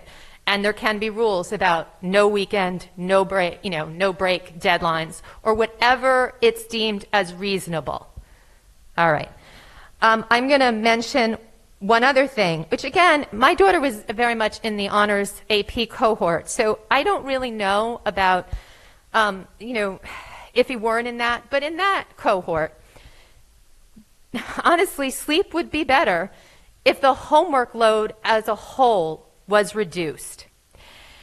And I'll tell you, at the college level, these are not things, in some ways, you don't have the same extreme because at the college level, you max out in 5 classes, no more than 5 college classes, unless you get special permission.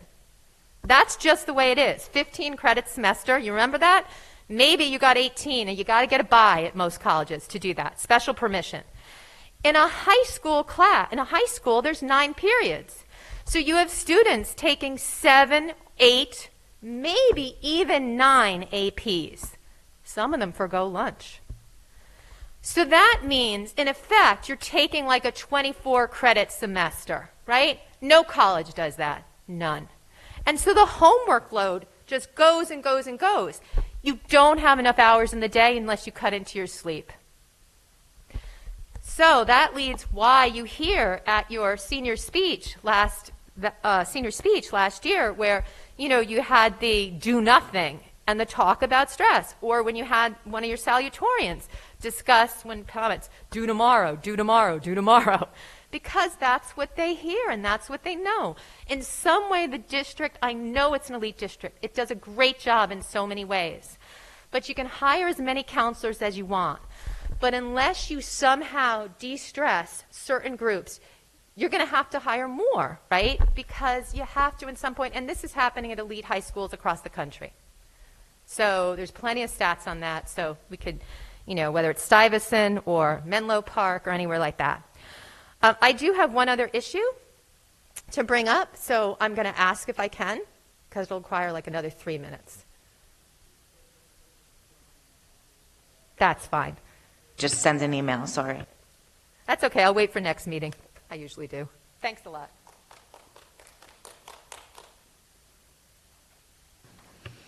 Okay, is there anyone else that wants to come up for a second time?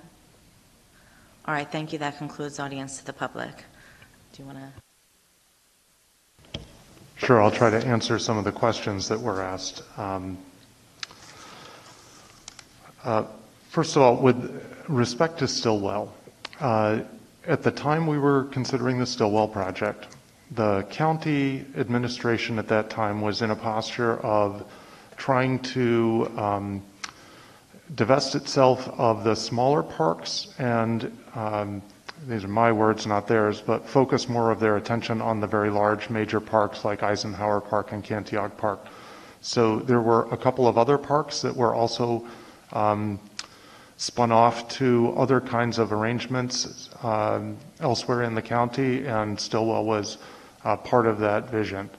So obviously the proposal failed narrowly here, and we have not had any conversations with the new administration in the county to see if they share the same view on parks as the previous administration. So with respect to whether that land is available for us to develop in some way as a revenue generating enterprise or to develop merely as turf fields for the use of our students, the property was offered to us last year. We declined. The property has not been offered to us again since then, but certainly if, speaking solely for myself and not even for the board, if someone wanted to have a conversation about it, I thought it made sense at the time, it would still make sense to me now. We have not had conversations about doing construction of a turf field here. All of our attention last year was put on the Stillwell project, obviously, and I think it's a little soon after that to pivot completely. I concur with the concern about adequacy of inside athletic space. We are large for a high school and small for the amount of gym space that we have, and where that impacts us is particularly at the middle school, we turn a lot of students away from basketball, volleyball, other indoor opportunities because we simply don't have enough gym space to house them. So students who are interested in pursuing these sports and may not yet be the most talented at them find themselves denied an opportunity. I think that's unfortunate. So one of the very earliest proposals that we had for the Stillwell property included an inflatable, it's called an air-supported dome, as a less expensive way of getting some indoor space. For a lot of reasons that didn't make sense on the Stillwell property, but something like it might still make sense at some point in the future if that's a way that we wanted to try and address that lack of indoor space. But there are other facilities needs here as well. We're going through the process of doing the 5-year building condition survey. This was the survey, it's called a survey, but it is architects and engineers walking through all of the buildings and looking at the systems to see what it needs to be fixed or what is starting to break. And that is how we build our facilities plans. That was where all of the projects that we've been working on for the last 5 years came from, and we're about to renew that study. So I think our first attention needs to be on the facilities that we have to make sure that they're functioning properly, and then we can go from there. In terms of where the flag was, I'm wondering that as well, but we had a big event out in the courtyard prior to the board meeting, and I suspect the flag may have been taken outside in order to be part of the event that occurred before the board meeting. But obviously it's a miss not to have the flag in the room, and that will be certainly corrected in the future. The question about the federal COVID money, I think what I'd like to do is, since you asked for something detailed, is prepare something detailed and put it on the district website so everyone has access to it. The ratification of the CSEA contract. The contract is 4 years duration starting last year, so we were without a contract for most of this school year, which is now almost completed. It will be for this current year and for the 3 years subsequent to the current year. And I believe the rate of increase, you said step, but I think what you meant was annual increase to the salary schedules, not the step, would be 1.75, 1.5, 1.5, 1.75. Question about where we stand with turf lights for the turf field. Those lights are included in the budget that is being proposed to the voters. If the budget passes, we will then commence working on that project. The way the state's rules around facilities work, they will not begin going through the process of approval on a project that does not have local approval first. In other words, they have tremendous backlogs of projects, so they're not working on projects that are still in the maybe phase. They're only working on projects that are in the for sure phase. So there is a long lead time for projects that are at the state to get state approval. We cannot start construction or go to bid until we get state approval. It's like getting a building permit. So some projects have very long lead times. We're hoping this project will not have one of those really long lead times, but I can't predict what the state will do with it. Once the state approves it, we have two different procurement mechanisms. We can either bid the project and hope that we get a low bid, but bidding adds time because the bid has to be available for 2 to 4, sometimes longer weeks. Then we have to evaluate the bids, then we have to award the bids at a board meeting. It is possible to purchase lights off of a state contract, or we can piggyback. I'm sorry, there is no lights on state contract. Normally we can procure off state contract. There aren't any lights on a state contract. We have found a contract for another municipal entity that has lights, and New York state law allows us to piggyback on contracts. So the question there is if we can find lights at a price that we think is fair and market. That is a contract that has already been competitively bid, but it's a faster way to do it. It may not necessarily be a better way to do it. But we won't know until we have our state approval what we're going to go to bid on, because the state may ask us to change our project, and then we won't know which avenue we'll go down until after we get the state approval on what the final project design is. Which is a lot of words, and what you really care about, is it going to be built before it gets dark out? And the answer is, I sure hope so, but I would not guarantee it because there are too many variables that are out of our control. What I will say is we understand the importance of it. We understand the pressure to get it done. We're going to do absolutely everything that we can to push that project along and to push the folks at the state along, but I just can't guarantee how quickly it'll go.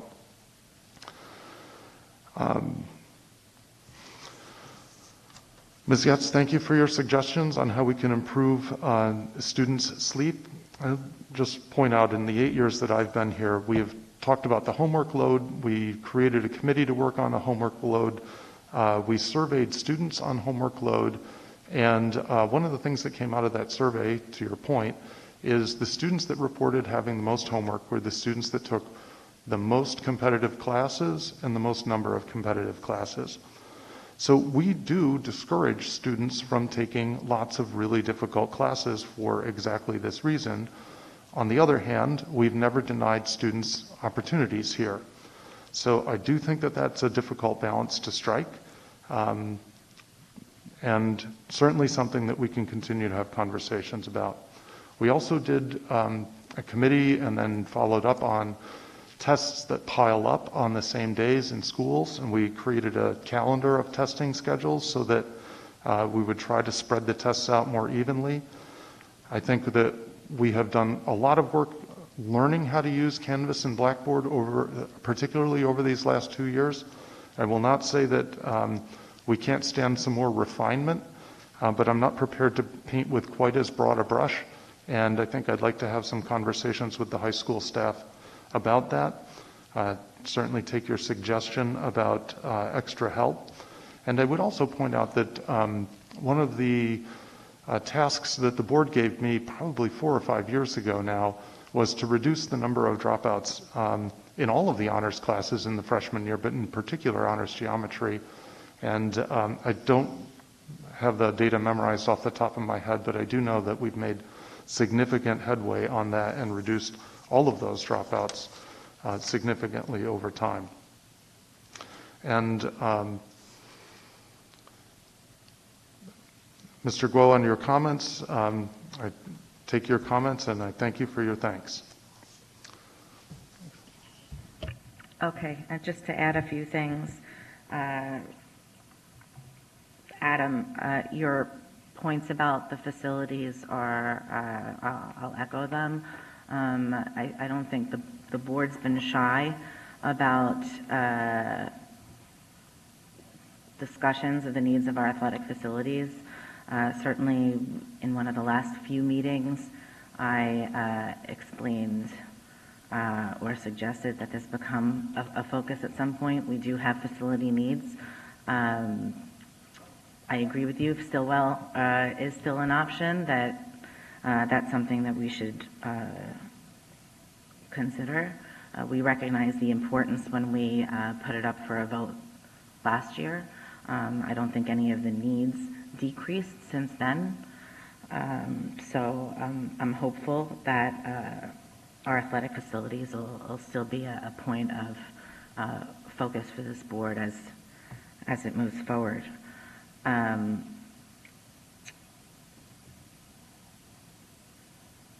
Mr. Guo, I wasn't sure whether your discussion about pronouns was about curriculum or just the use of them in schools.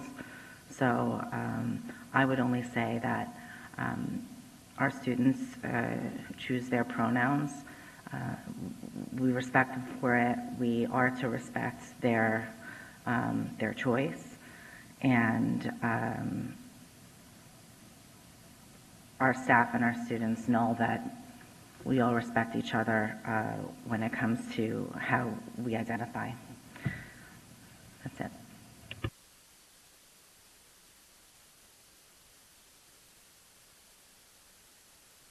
Okay, for discussion items, we have start time and public engagement. And Dr. Rogers, thank you for your presentation. The board, although obviously our focus in the last couple of years has been to do as best we can during unusual situations, and so the discussions on later start time have waned, but not the desire to explore it further. So now that we're restarting the conversation, were there any methods of public engagement that we used the last time that the district found to be less helpful, or do we plan on doing anything differently this time around? I actually thought that the public engagement that we did a community forum.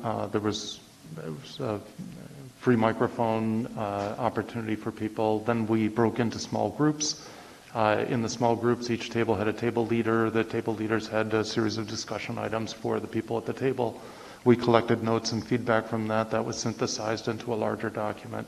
I thought that was a very effective way for us to take that information and use it to design some of what we put into the scoping document for the consultant that we hired.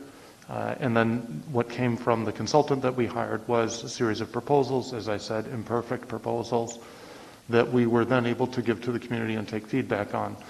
We used for survey feedback a tool called Thought Exchange, and the Thought Exchange tool allows people to put free-form thoughts in, but have other people comment on the thoughts and in real time. And what we found came out of that was a couple of really interesting distinctions between points of view, and that teased out. And we also found even where there was polarity in points of view, there were areas of overlap, and those areas of overlap were interesting because there were places that even people who were otherwise opposite points of view could still find agreement. So I thought that tool was very interesting, and it also gave us sort of a visual representation of Between the compromises that would have to be made, which compromises people would prefer to approach. So there was less enthusiasm for the idea of spending more money, in other words, buying more buses, and more enthusiasm for the idea of making shifts in time elsewhere in order to try and accommodate. So, internal work be done to formulate an idea for that public feedback to process, or at the first forum for to present to the people who are there for feedback, or does the forum come first with ideas from the community and then the plan formulate? Yeah, I think what I'd like to do is kind of with a community forum, kind of do what we did tonight at the board meeting, but in a little more detail. So an overview of the things that have happened to date, some feedback from the public on their thoughts on student sleep, obviously an important issue, thoughts and worries. There were worries about what would happen if start times changed. Then we could explore some of what we saw as the imperfect ideas from last time, and take some ideas from the public and share some ideas of our own of ways that we can start to re-engage this process and start to explore. Tom. Thank you, Dr. Rogers. So I think I've been a big proponent of that thought exchange, even though I keep calling it Survey Monkey. But obviously, I think that's an excellent way for us to engage with the community and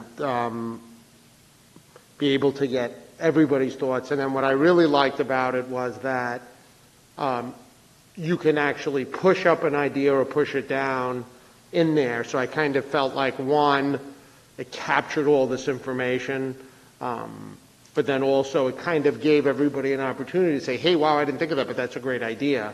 Now I'm not too crazy about that. So I kind of feel like it really like bubbled to the top what kind of everybody was thinking, and then people built on it. I don't remember if you could actually, if it was just the questions that we had asked, or if you could actually put in other thoughts in there too. Usually the way it's designed is it's a one-question survey, and to your point, what people add to their response to the question is what makes it diverse. And a lot of the effort is in putting in a really good initial starter question so that you get the richest kinds of comments as feedback, and then that generates that sort of bubbling up of the ideas that are favored and the bubbling down of the ideas that don't really attract a crowd.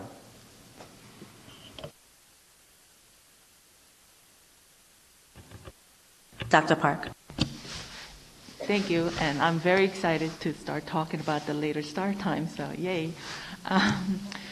If we are going to centralize that discussion, when we were doing that survey, honestly, I found it to be too fast. I was reading, and before I was finished reading, the other things were already going up and down, so I didn't have a chance to finish reading everything, and then it just added on to the next one, and I think I just stopped reading at a certain point because it was just getting too long. And if we're doing it in a centralized, in this location, we found that Zoom meetings and PTA had increased number of attendance compared to in-person attendance. So if people are able to join in, but right now the way we are set up, we can't take in their comment live, correct? If we can allow that to happen, then people who are sitting at home can also participate and have more engagement with the community. I think that would be helpful. Yeah, I too was not very familiar with Zoom prior to the pandemic, and now I feel like I know what every last control on the screen does. So I do think that we could do a hybrid. The advantage of doing in person is these small group experiences where you have a table leader and you can kind of plow into it. And it's just nice to be with your neighbors. But there is a tremendous advantage to Zoom because you can do so many people simultaneously, and it spares them having to travel. And what we did when we did the reopening forums last summer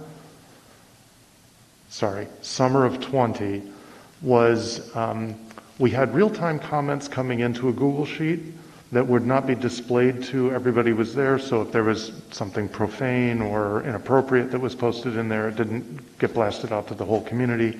But we had a couple of people who were reading those in real time and then sending me the questions that were consistently coming up in that feed. So I think that's something that we could explore doing again. It just helps us protect it and make sure that we're not spreading something that's inappropriate, but also, having a handful of people reading that simultaneously. What we saw was the same things kept coming up over and over again, questions about reopening. They were the same kinds of questions. We were able to group them, and I was able to respond to them thematically. So I think that would be the same here. And this will not be a quick process, and actually, even with the thought exchange, the idea is not to try and rate every thought. What the tool does is it has some artificial intelligence behind the scenes, and it identifies comments that are very close to one another, and that just starts grouping them as thematically similar. So if you vote on a handful of things that sound like other things, it'll all get grouped together in the end. Susan. I think it's great that we're engaging in this discussion with the community. How do we envision selecting the people for the small groups that will be part of the focus groups? I think it'd be so great to expand it, to open it, have a lottery system or open it up so people who aren't typically part of those groups also have the opportunity to be part of them if they want to. I know they can't be too big, otherwise it defeats the small group purpose, but maybe a lottery would be great. That way we could expand who is normally part of the group. So at the very beginning of the process, back in 2016, we had thought about trying to mirror what are called the shared decision-making groups. They're something that's put together by Section 100.11 of the not the education law, the Commissioner's regulations. Because what that is it's an opportunity for people who represent a constituency. So it'd be like the leadership of the Teachers Association, the leadership of our Civil Servants Association, the leadership of our Principals Association, the leadership of our PTA, to have a voice because they've been chosen by their constituency to have a voice on the constituency's behalf. What ended up happening, though, was the public forums were really just open to anyone. And what we did was we had some people that we had trained in advance to be table leaders, and then whoever came to the meeting, we just assigned to tables, and we had a table leader at each of those tables. And so everyone who was interested in coming was able to participate.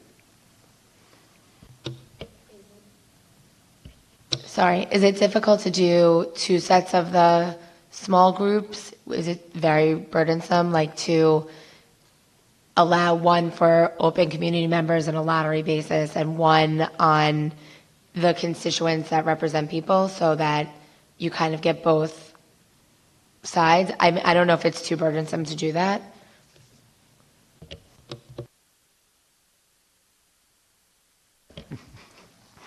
Well, we've been at this for over 4 years, so I think as much time as it takes to get it right is probably the most important thing. And we certainly want to make sure that everybody who represents a stakeholder group has the opportunity to represent that group appropriately, but we do want to hear from the public as a whole. So what I was wondering would happen in this conversation is if you would want us to pursue this again. And if that's the case, then my job, the administration, our next job will be to prepare a plan for how we would engage the public and communicate about this. Ms. Chang? Okay, Dr. Rogers, if my memory does not fail me, which does all the time, for the thought exchange, I believe there were several languages that we could use to do the thought exchange. And then is it possible that we include possibly more languages so that it can reach the broader community? And this way, more people can be involved to do this survey, because I do find that a lot of times due to language barrier, a lot of people, they don't really know what's going on, but this is a major change in the district, and it is important to include as many stakeholders as possible in this process. I do believe, and I will double check this, that it uses Google Translate as the software to help multiple languages all feed into the same tool. I'll double check that. I realize Google Translate is not perfect, but I believe that's what's behind, under the hood, making it happen. Okay, Dr. Rogers, if I heard you correctly, you are looking to determine whether the board is interested in engaging the public on this? Okay, so are there any I think I'll ask it this way. Are there board members who are not interested in engaging the public at this time on this issue? Okay, then you got it. Then we owe you a plan. Okay. A1 is the approval of staff changes for certified and civil service staff. May I have a motion, please? Ms. Levitan, seconded by Mr. Rotolo. Are there any questions? All in favor? Opposed? Any abstentions? A2 is the approval of stipends and hourly rates. May I have a motion, please? Ms. Koshia, seconded by Dr. Park. Are there any questions? All in favor? Opposed? Any abstentions?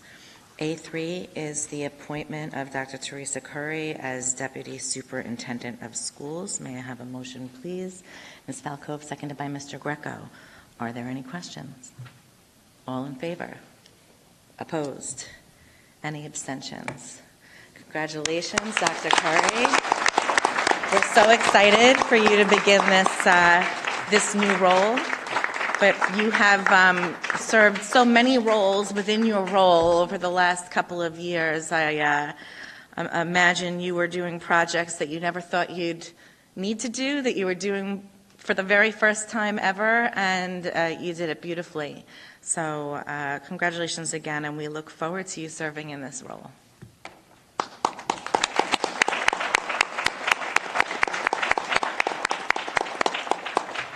Okay, the next several resolutions are for the ratification of agreements with CSEA, therapists, tutors, and principals, and I just want to say globally that all of these groups have been so spectacular over the last couple of years. I'm so happy to see these on the agenda. We're just so proud of the work that you've done, all that you've done to help our district, and we appreciate you. So A4 is the ratification of stipulation of agreement for CSEA. May I have a motion, please? Ms. Koshia, seconded by Ms. Chang. Are there any questions? All in favor? Opposed? Any abstentions? A5 is the ratification of stipulation of agreement for summer school. May I have a motion, please? Ms. Koshia, seconded by Dr. Park. Are there any questions?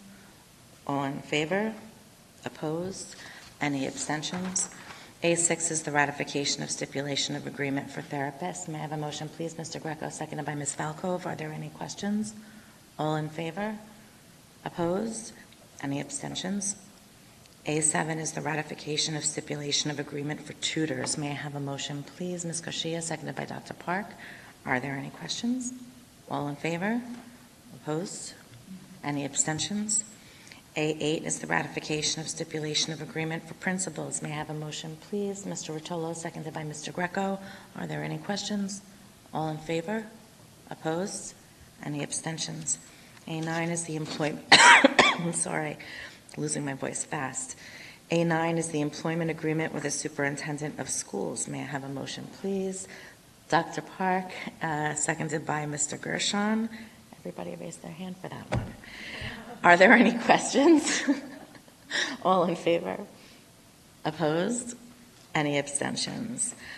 Just have to say that this agreement to extend your contract is Well, I'm grateful for it. I think we're all just so over the moon with the work that you've done for us since you've been here, really. But you've been working tirelessly over the last couple of years, especially. And I just want to thank you.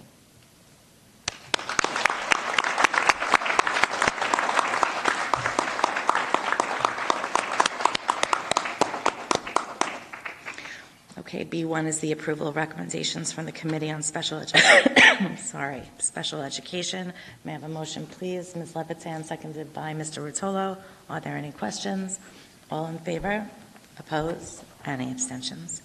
B2 is the approval of recommendations from the Committee on Preschool Special Education. May I have a motion, please? Ms. Koshia, seconded by Dr. Park. Are there any questions? All in favor? Opposed? Any abstentions? B3 is the authorization for contracts for federal Part B funds. May I have a motion, please? Mr. Ruotolo, seconded by Ms. Levitan. Are there any questions? All in favor? Opposed? Any abstentions? B4 is the approval of the adoption of Appendix B of the Professional Development Plan. May I have a motion, please? Mr. Gershon, seconded by Ms. Koshia. Are there any questions? All in favor? Opposed? Any abstentions? B5 is the second reading of Policy 2100, School Board Legal Status, Policy 2300, BOE Membership, Policy 4710, Grading Systems, Policy 5139, Concussion Management, Policy 5162, Student Dismissal Precautions, Policy 5210, Student Organizations, and Policy 5220, School-Sponsored Student Expression. May I have a motion, please? Ms. Koshia, seconded by Ms. Chang. Are there any questions? All in favor? Opposed?